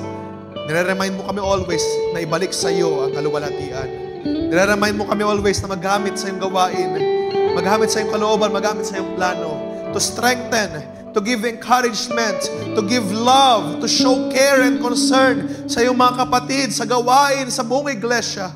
Father God, huwag mo na hayaan na makalimutan namin ito. Huwag mo na hayaan, O Diyos, na sa panahon na aming kasaganahan, makalimutan ka namin. Makalimutan namin ang iyong gawain. Makalimutan namin ang pag-attend ng church. Makalimutan namin mga ministries. Father God, hayaan sa panahon ng kasaganahan, kagandahan ng pakiramdam. Lord Jesus, turuan mo kami na ibigay pa even more ang aming buong buhay sa iyo. Even more ang aming buong buhay sa gawain, sa paggawa ng iyong kalooban. Ibigay, O Diyos, bigyan mo ang bawat isa ng ganitong kagalakan, ng ganitong pag-ibig. Nakatulad ng sabi ni Pablo, bayaan, Lord, tulungan mo kami by your grace na we may have the same mind, the same spirit, the same love to show our love to you at sa bawat isa sa buong iglesia dahil Panginoong Kristo Jesus. Pagpalain mo ang bawat isa, O Diyos. Personally, Lord, nagpapasalamat ako sa iyo sa kalakasan na pinagkaloob mo. Tunay nga, Lord, hindi ka matatawaran, hindi ka matutumbasan sa kalakasan na binibigay mo. Pagpalain mo ang bawat isa, O Diyos, bayaan ang mga salitang ito ay magbigay ng encouragements, na paalala. Kaya ng mga salitang ito na matagpuan lamang namin sa iyo ay ikaw ang siya patuloy na magsulat sa mga puso upang hindi namin makalimutan. Ano mga Diyos, sa mga lapis at mga kulangan pa, ikaw Diyos ang siya magpuno, ikaw Diyos ang magkompleto sa puso ng bawat isa. And all of these things ay babalik namin sa iyo. Papuri, pagdakila, pasalamat ay sa iyo lamang. In the precious name of our Lord Jesus Christ, we pray. Amen. And amen. Puri natin Panginoon, palapakan ng ating Panginoon. Praise the Lord. At babalik ko na sa ating MC pagkatapos. Pero before that, I want us to sing a song. His strength is perfect. Let us sing the song. Habang tayo nag-meditate sa ating panalangin ay ating pagkatiwala sa Diyos ang kalakasan, lahat-lahat. Kalakasan ay nagmumula lamang sa Kanya. Hallelujah.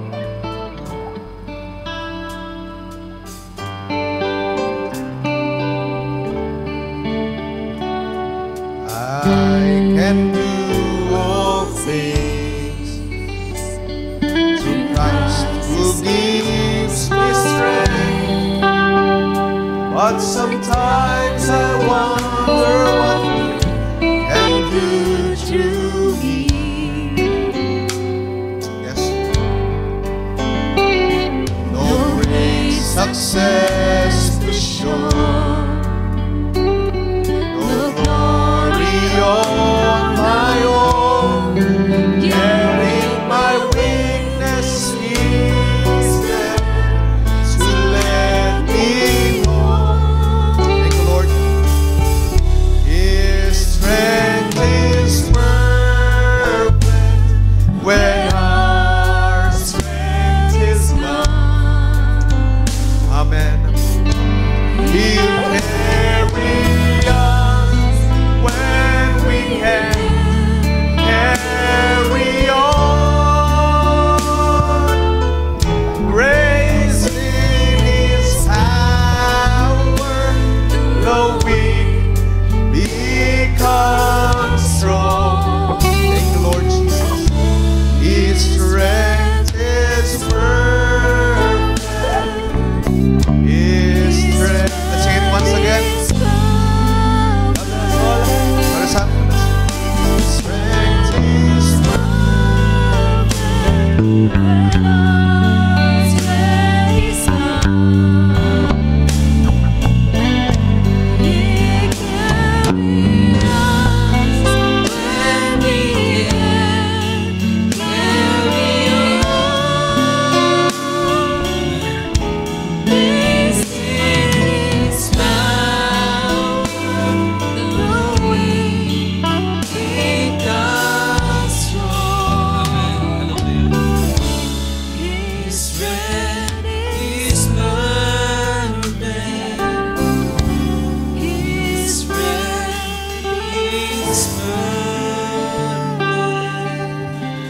Amen. Amen. Praise God. Thank you, Lord. Hallelujah. Palakpakan ating Diyos. Oh, His strength is perfect. Amen. Hallelujah. Glory to God. Ito'y kumpleto na. Amen. So ay sa anumang mga kahinaan, anumang mga kakulangan, kumpleto lagi tayo kay Kristo. Amen. Gaano ka man kahina, gaano ka man kabigat ng mga pinagdaanan, kung tayo lumalapit sa Diyos, kung tayo nakitiwala sa ating Panginoon, hallelujah, ang kalakasan niya ay kumpleto para sa atin. Amen? Salamat sa ating Diyos sa gabing ito. Salamat sa Kanyang mga salita na ating sampay na tunan na totoo, ang kaaway ay talagang yan ang trabaho. Wala siyang ibang gagawin kundi magsip ng mga anak ng Diyos. Diba? Sabi kanina, siya ay mag-isip as a wheat, 'di ba? Ang mga anak ng Diyos ay parang ipa niya na isang ipa na halos talagang makakaranas sa mga pag-shake. Ng ano ba yung Tagalog yung sa ipa? Yung kalimutan ko. Pero kagaya ng nabanggit kanina, walang ibang gagawin ng kaaway kundi guluhin ang mga anak ng Diyos. Pero salamat dahil may Panginoong Sus na nananalangin para sa atin. Amen? Hallelujah. At may mensahe rin ng kanina na napakinggan natin na dumaan man tayo sa mga bigati at mga trials, mga kainaan. Kung ikaw ay minsan pang makabalik sa ating Panginoon, makabalik sa pananampalataya, hallelujah, sa kalagayan kung sa mga lugod ng Diyos. Sabi doon, ikaw rin naman ay gagamitin sa iyong kapatid. At sa gabi ng sino handa na magpagamit pa sa Panginoon para sa kanyang kapatid?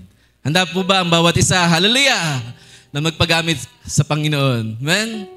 Dahil kung tayo man ay nagkulang marahil sa mga nakalipas, kung tayo ay naging mahina at nagkulang sa ating mga ministry, lalo sa pag-ibig sa ating mga kapatid, it's not too late, mga kapatid. Amen? Dahil lagi natin tandaan, kung ikaw ay makabalik muli sa tamang pag-iisip, sa tamang pananampalataya kay Kristo, kaya kanya muling gamitin ng higit pa sa paggamit niya sa iyo noon. Amen? Kaya ating palakpan natin Diyos. Hallelujah. God can use us. Amen? More. Nang mas better pa sa kahapon. Hallelujah. Hallelujah. Kagaya ni Peter sa kanyang karanasan. At tayo po ay dadako na sa prayer request. Isang prayer request ang pinabot mula sa ating kapatid Sir Leia patungkol sa kanyang balat, allergy na kanyang naranasan. So, sama sa panalangin ng ating kapatid Sir Leia patungkol sa allergy sa kanyang katawan. Ang Diyos nawa ang gumawa ng kagalingan sa ating kapatid sa gabing ito. At ganoon din, pakisama sa panalangin din ang aking pinsan, kapatid ni Sir Junice, hallelujah, na ngayon ay nakakaranas din ng matinding trials, pagsubok, sa kanilang family. So, sama natin sila sa dalangin na Brother Jonathan, ang kanyang pangalan. Kung paano ang pangalan niya ay nakasulat sa Bible, mangyari nawa ito sa kanya.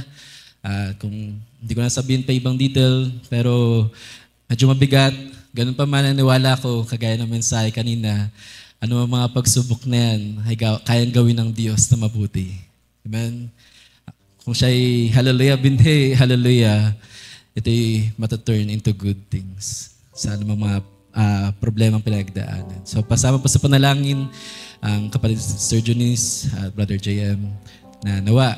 Alam ko, dati rin ay nakaduloy nung Sunday School, bata pa. So, sama natin siya at family nila sa dalangin sa gabing ito. At wala na pong iba pang pinapad na panalangin. Sir.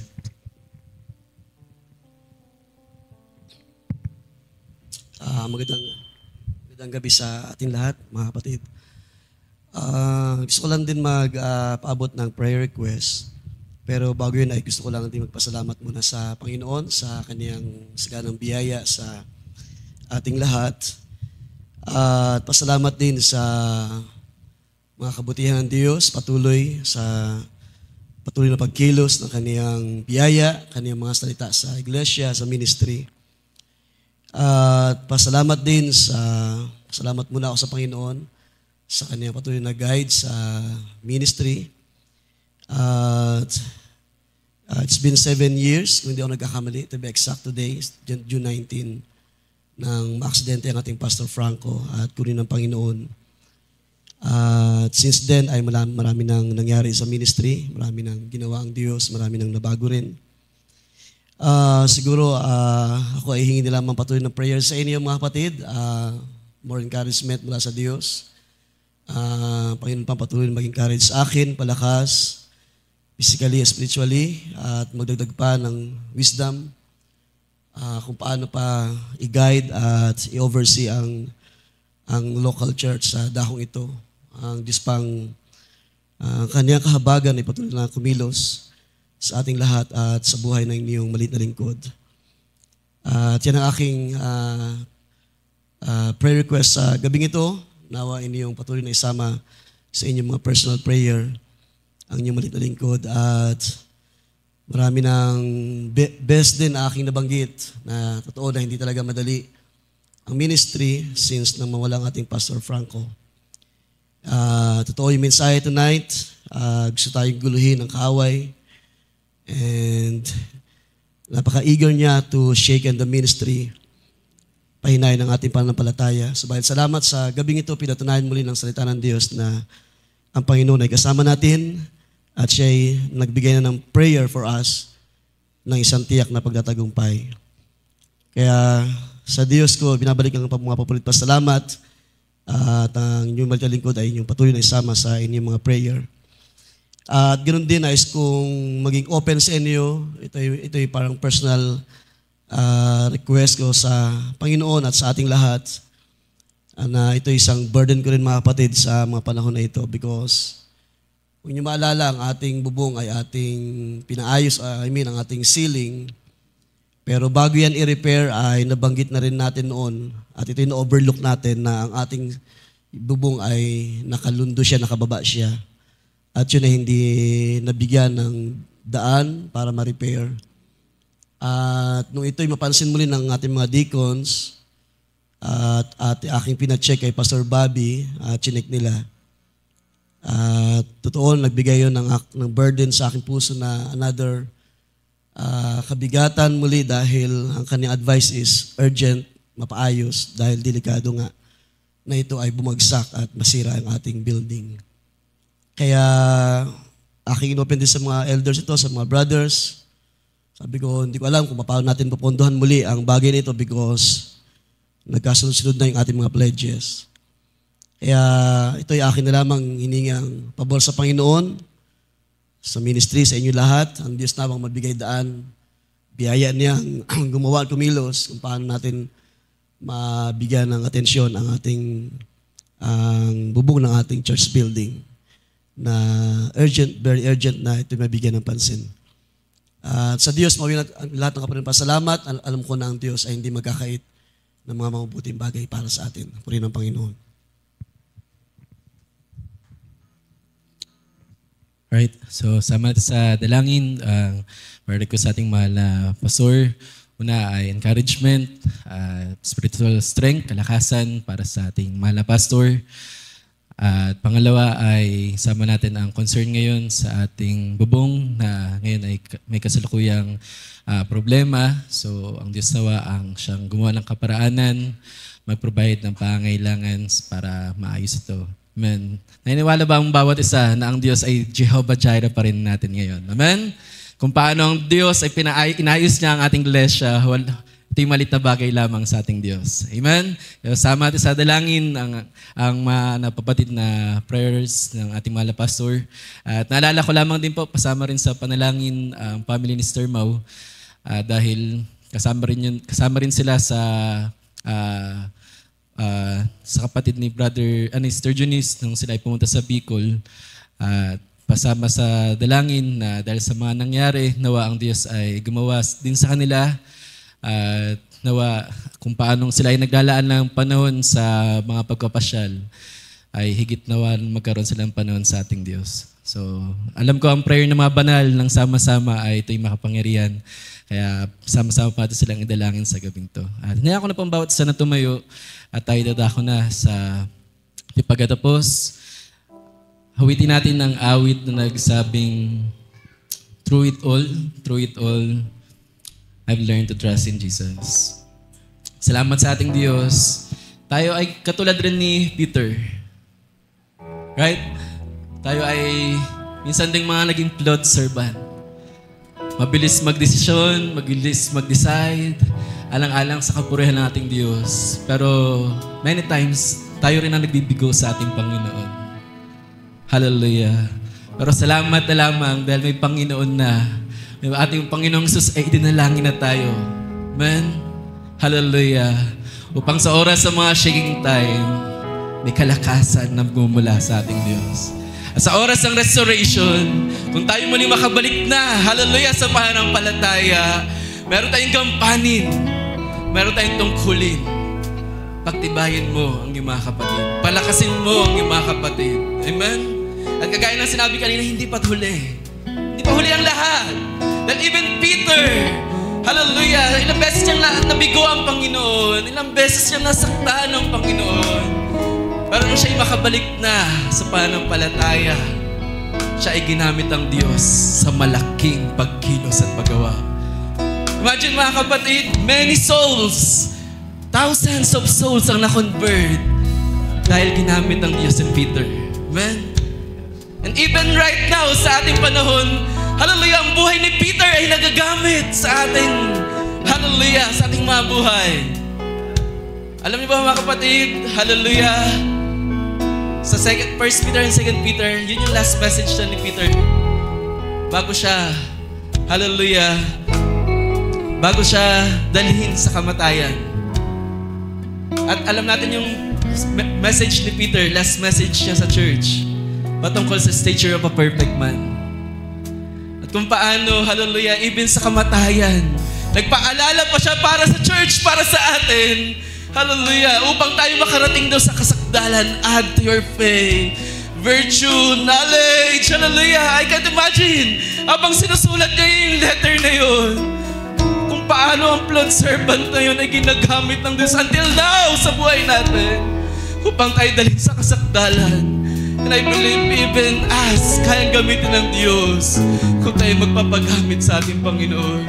Kung tayo babalik sa Panginoon. Hallelujah! Hallelujah! Oh, salamat. Dahil sa mga testings and trials, nandun ang mga lessons. At yun ang magtuturo sa ating pabalik sa ating Panginoon. Purihin natin, Panginoon. Purihin natin sa verse part. Hallelujah. I had many tears and sorrows.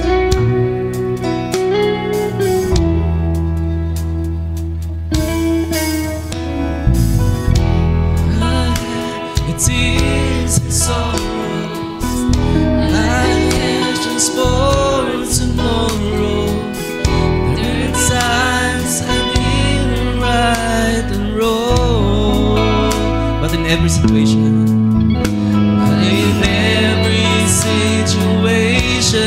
God gave blessed consolation that my trials only come to make me strong. Amen. Hallelujah.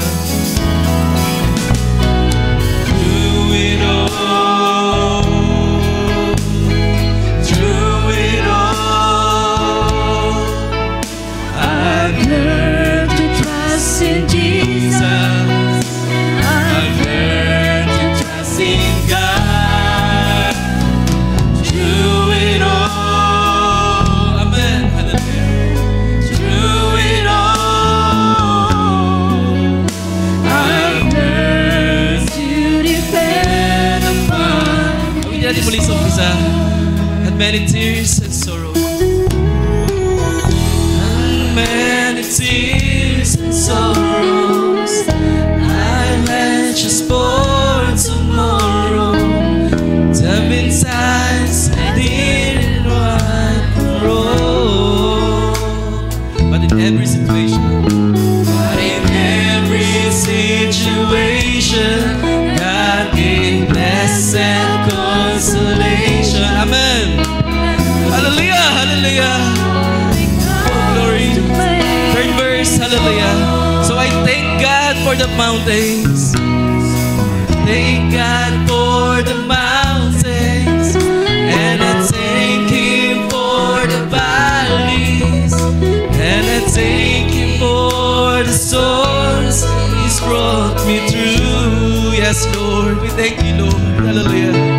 Could have never had a problem.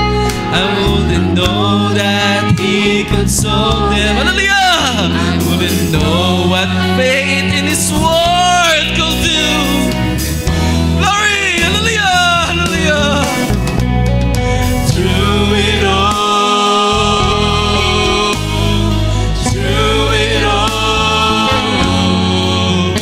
I've learned to trust in Jesus. I've learned to trust in God. Through it all,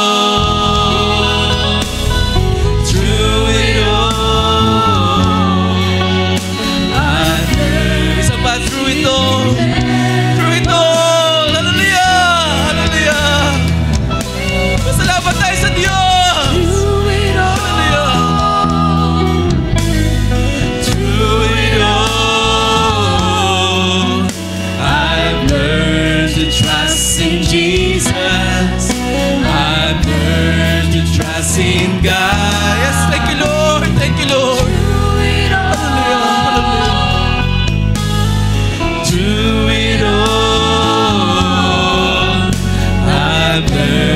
uling pagkakataon, church. Sino magpapasalamat sa Diyos?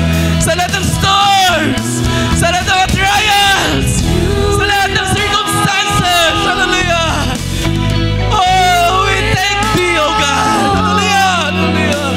I've learned to trust in Jesus. I've learned to trust in God. Yes, Lord. Through it all, through it all, I've learned to depend upon His word. I've learned to depend upon His word.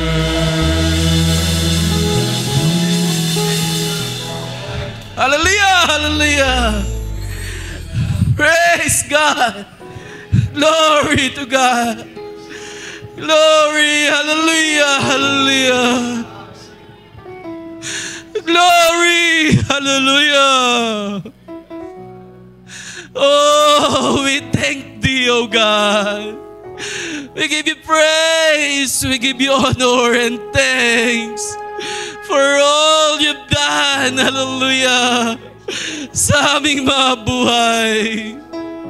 Oh, it is You, Your grace, oh God, na siyang nagbibigay kalakasan, nagbibigay ng pawid, hallelujah, sa bawat kalungkutan, kalumbayan.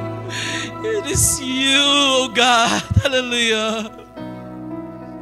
Tunay Ikaw ang joy giver sa amin, Panginoon. You are the hope giver. You are the peace giver. You are our everything, oh God. Hallelujah. Hallelujah. Hallelujah. Salamat. Salamat, Panginoon. Hallelujah. How many times we failed You, oh God? How many times na nasaktan ka namin, na nabigo ka namin like Peter. We're like him, a flawed servant, hallelujah. But still, hallelujah, You choose to pray for us. You prayed for us. You cared for us. Hallelujah. Sa kabila, nakita mo na ng pauna ang aming mga kalagayan. Nakita mo na kung gaano kami ka-broken, kung gaano kami ka-flawed, kung gaano kami, hallelujah, hallelujah, kababa sa aming mga kalagayan. And yet, You choose to give Yourself, oh God. Binigay mo ang iyong sarili through our Lord Jesus. Despite ng mga pag-aalinlangan, despite ng mga kasalanan at kahinaan, despite ng mga bagay na hindi kaluguran, oh Lord, ibinigay mo ang iyong sarili para sa amin. And Lord, salamat, hallelujah, sapagkat nakakuha kami ng biyaya, nakasumpong ng biyaya sa tulad namin. Hallelujah. Ang Diyos, ang Hari ng mga hari, ay nakasumpong ng biyaya. May biyaya sa Kanyang mga mata sa amin. Hallelujah. That's why, Lord, hallelujah, hindi kami mapapagod magpuri at magpasalamat sapagkat Ikaw ang aming kalakasan, Ikaw ang aming tinig, Ikaw ang aming pag-asa, Ikaw ang aming buhay. Nagagawa namin magpatuloy, hallelujah. It is the proof, hallelujah, na Ikaw ay nasa amin, Panginoon. That's why, Lord, salamat, salamat, salamat. Hallelujah. Sapagkat tulad ni Peter, hallelujah, kami mahina, ngunit nakasumpong ng biyaya sa iyo, God. At Lord, kung paano mo ginamit si Pedro, hallelujah, we believe, oh God, na kaya mo rin kaming gamitin sa iyong kapurihan at kaluwalhatian. Gamitin ng better pa sa kahapon, oh God. That's why, Lord, use us, hallelujah. Use us to strengthen, to edify one another, hallelujah. At bayaan mangyari ang iyong salita, hallelujah. Nasa iyong mga pinili, sila'y makakita sa iyo, Panginoon. Dali mo kami sa mga bagay pa na makalangit, sa mga bagay pa na kapuri-puri, sa mga bagay pa na dalisay, sa mga bagay pa na makapagbigay kaluwalhatian sa iyo, God. And Lord, forgive us sa mga oras, sa mga pagkakataon, O God. Hallelujah, na dumarating ang mga shaking time. At kung minsan kami nakakalimot, hallelujah. Kung minsan na kami nakakalimot kung sino kami sa iyong harapan.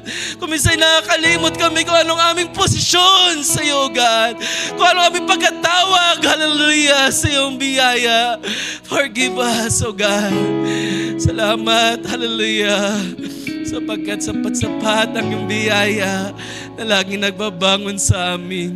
At kung paano ang biyayang ito ang siyang laging nagbabangon sa amin, O Diyos, may we share it, O God, sa aming mga kapatid. May we share it, hallelujah, to our fellow men, sa aming mga kapwa, sa aming mga mahal sa buhay. At sa huling bride pa na yung tinatawag, gamitin mo kami, O God. Ihanda mo kami, O God. At gamitin pa sa iyong pagkilos, hallelujah, upang mangyari ang iyong plano sa iyong bride sa huling mga araw na ito, God. Salamat sa iyong mga salita. Tunay kami patuloy mong kinakatagpo ayon sa pangangailangan pa. It might be used, O Lord, hallelujah, to bring you glory and honor sa buhay pa ng bawat isa. Patuloy ito magbunga pa, magbalik ng kapurihan sa iyo sa bawat salitang aming napapakinggan, O Diyos. And help us, O Lord, na ito'y ingatan sa aming mga puso, aming ipanlaban sa mga gawa ng kaaway, at aming gamitin, hallelujah, sa paglilingkod sa iyo, Diyos. Hindi lamang ngayon, Lord, hindi lamang sa gawain, hindi lamang sa fellowship, hallelujah, even sa oras na kayo magkakaiwalay sa aming mga tahanan, sa mga kami naroon, O God. Tulungan mo kami ang mga salita ay patuloy namin maging kalakasan. Hallelujah. Salamat sa iyong ginamit, aming mahal na kapatid, Brother Tim. Patuloy mo pa siyang gamitin ayon sa iyong kapurihan. Salamat sa katugunan sa aming dalangin, sa kanyang dalangin, nakagalingan, hallelujah, nakagalingan sa kanyang maramdaman, sa maayos na resulta ng kanyang mga check-ups. Lord, salamat sapagkat ikaw ang Diyos at tumutugon sa marami naming dalangin. Salamat, hindi mo kami kinakalimutan sa kabila ng kung minsan kami nakakalimot. Salamat, may Diyos na nagmamalasakit sa amin. And Lord, may you use Him more for your glory. Even our beloved pastor, O God, patuloy mo siyang gamitin sa iyong kapurihan kasama ang aming mga mahal na elders, O God. At ang bawat isa, hallelujah, ang kanyang dalangin, O Lord, na encouragement sa aming mahal na pastor, O God, ito yung aming, hallelujah, tinataas sa iyo, O God. Hallelujah, naalaman mo ang kanyang pangangailangan, O Diyos. At kung paano ipinalangin mo si Pedro, hallelujah, salamat. Dahil alam namin, hallelujah, na may katugunan ka rin sa aming mahal na pastor. Patuloy siya palakasin, bigyan pa ng encouragement sa iyong mga salita, O God, upang patuloy niyang magamit ito sa ikakatibay ng iglesia. Ibig naming mga mahal na mga elders at bawat isa, hallelujah, na nagpapagamit sa iyong pangalan. Bless every one of us, O God. And may you use us, O Lord, para sa iyong kapurihan, kaluwalhatian lamang. At para, Lord, wasakin ang mga gawa ng kaaway, O Diyos. Dali mo pa kami, Lord, sa isang pananampalataya, sa isang pag-iisip, sa isang pagkilos, O God. Lord, dalangin rin ng aming mahal na pastor, hallelujah, ang pangailangan ng iyong bahay-sambahan. O Diyos, Ikaw ang nag-ayos nito, O God. Ikaw ang nagtayo ng dakong ito, O God. That's why, Lord, hallelujah, hindi kami mag-aalinlangan muling lumapit sa iyo ayon sa pangailangan, hallelujah, ng sambahayang ito, O God. Lord, we pray, hallelujah, pour out your blessings, hallelujah, na pangailangan lang yung iglesia at nawa, O Lord, masaayos ang mga dapat masaayos, hallelujah, sa aming bahay-sambahan. Ikaw, Lord, ang aming great provider. That's why siya namin ito tinataas. Bin Lord, ang kagalingan patungkol sa dalangin ni Sir Leia. O God, marami niya nang nasubukan kung gaano kakatotoong Diyos na nagpapagaling. Pinagaling mo siya sa kanyang bukol, and now, nakita namin ito'y nilusaw mo, O God. That's why, O God, Lord, ito'y simple lamang sa iyo, O God. Kaya mo pagalingin, alisin ang mga nararamdaman niya sa kanyang katawan, sa kanyang skin, O Lord. Sa pangalan mo, aming Panginoong Sus, we declare complete healing, hallelujah, sa aming mahal na kapatid, and even sino mang mahala sa pangailangan ng kagalingan. Lord, hallelujah, may you heal us, may you heal them, O Lord, in your name, O God. Lord, aming huling dalangin ko, Lord, hallelujah, ang aming pinsan, Brother Jonathan, kapatid nila Sister Janice, Brother JM, anak ni Sister Beth, O God.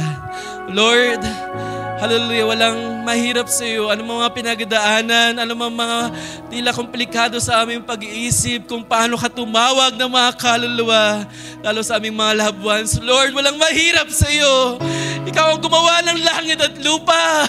So ay walang mahirap sa iyo. Kaya mong ipuin even ang pusong matigas. That's why, Lord, gamitin mo ang nangyari, ang pinahintulot mong circumstansya, O God, upang tawagin nawa, loobin mo, O Diyos, sa iyong biyaya ang kanyang kapatid, Brother Jonathan, O God, na sa mga nangyaring ngayon, kailangan niyang kalakasan mo, ang karunungan, encouragement sa iyo, Diyos. Naway dito niya pa makilala ka, O God, sa ganitong kalagayan. Binang family ni Sister Mau, kanyang parents, hallelujah. Lord, sa ganitong mga kalagayan, tumawag ka pa ng aming mga mahal sa buhay, O God. At bayaan, Lord, patuloy kang matanyag sa buhay ng aming mga pamilya, ng aming mga mahal sa buhay. That you are the God we serve, O God. Na ikaw ang totoong Diyos sa aming pinaglilingkuran, na dapat nilang paglingkuran sa Espiritu at katotohanan. So namin ito tinataas at pinagkakatiwala ang lahat, O God. Ingatan mo sila sa kanilang pag-uwi rito, Lord, galing sa Bicol, O God. At lahat nawa, O God, ay masaayos sa iyong pangalan. Lord, salamat sa napakainam na gawaing to. Sa inaman, Lord, binabalik lamang kapurihan at karangalan sa gabing ito. Ingatan mo muli kami, O Diyos, sa aming mga daan. At bayaan ang iyong mga salita ay patuloy namin maging kalakasan sa aming mga tahanan, sa aming panaroon, O God. Ito ang aming samot dalangin, tinatalaas, maingat ay binabalik ang kapurihan sa pangalan lamang ng aming Panginoong Kristo Jesus. Amen, amen, amen. Praise God. Ating palakpakan natin, Panginoon.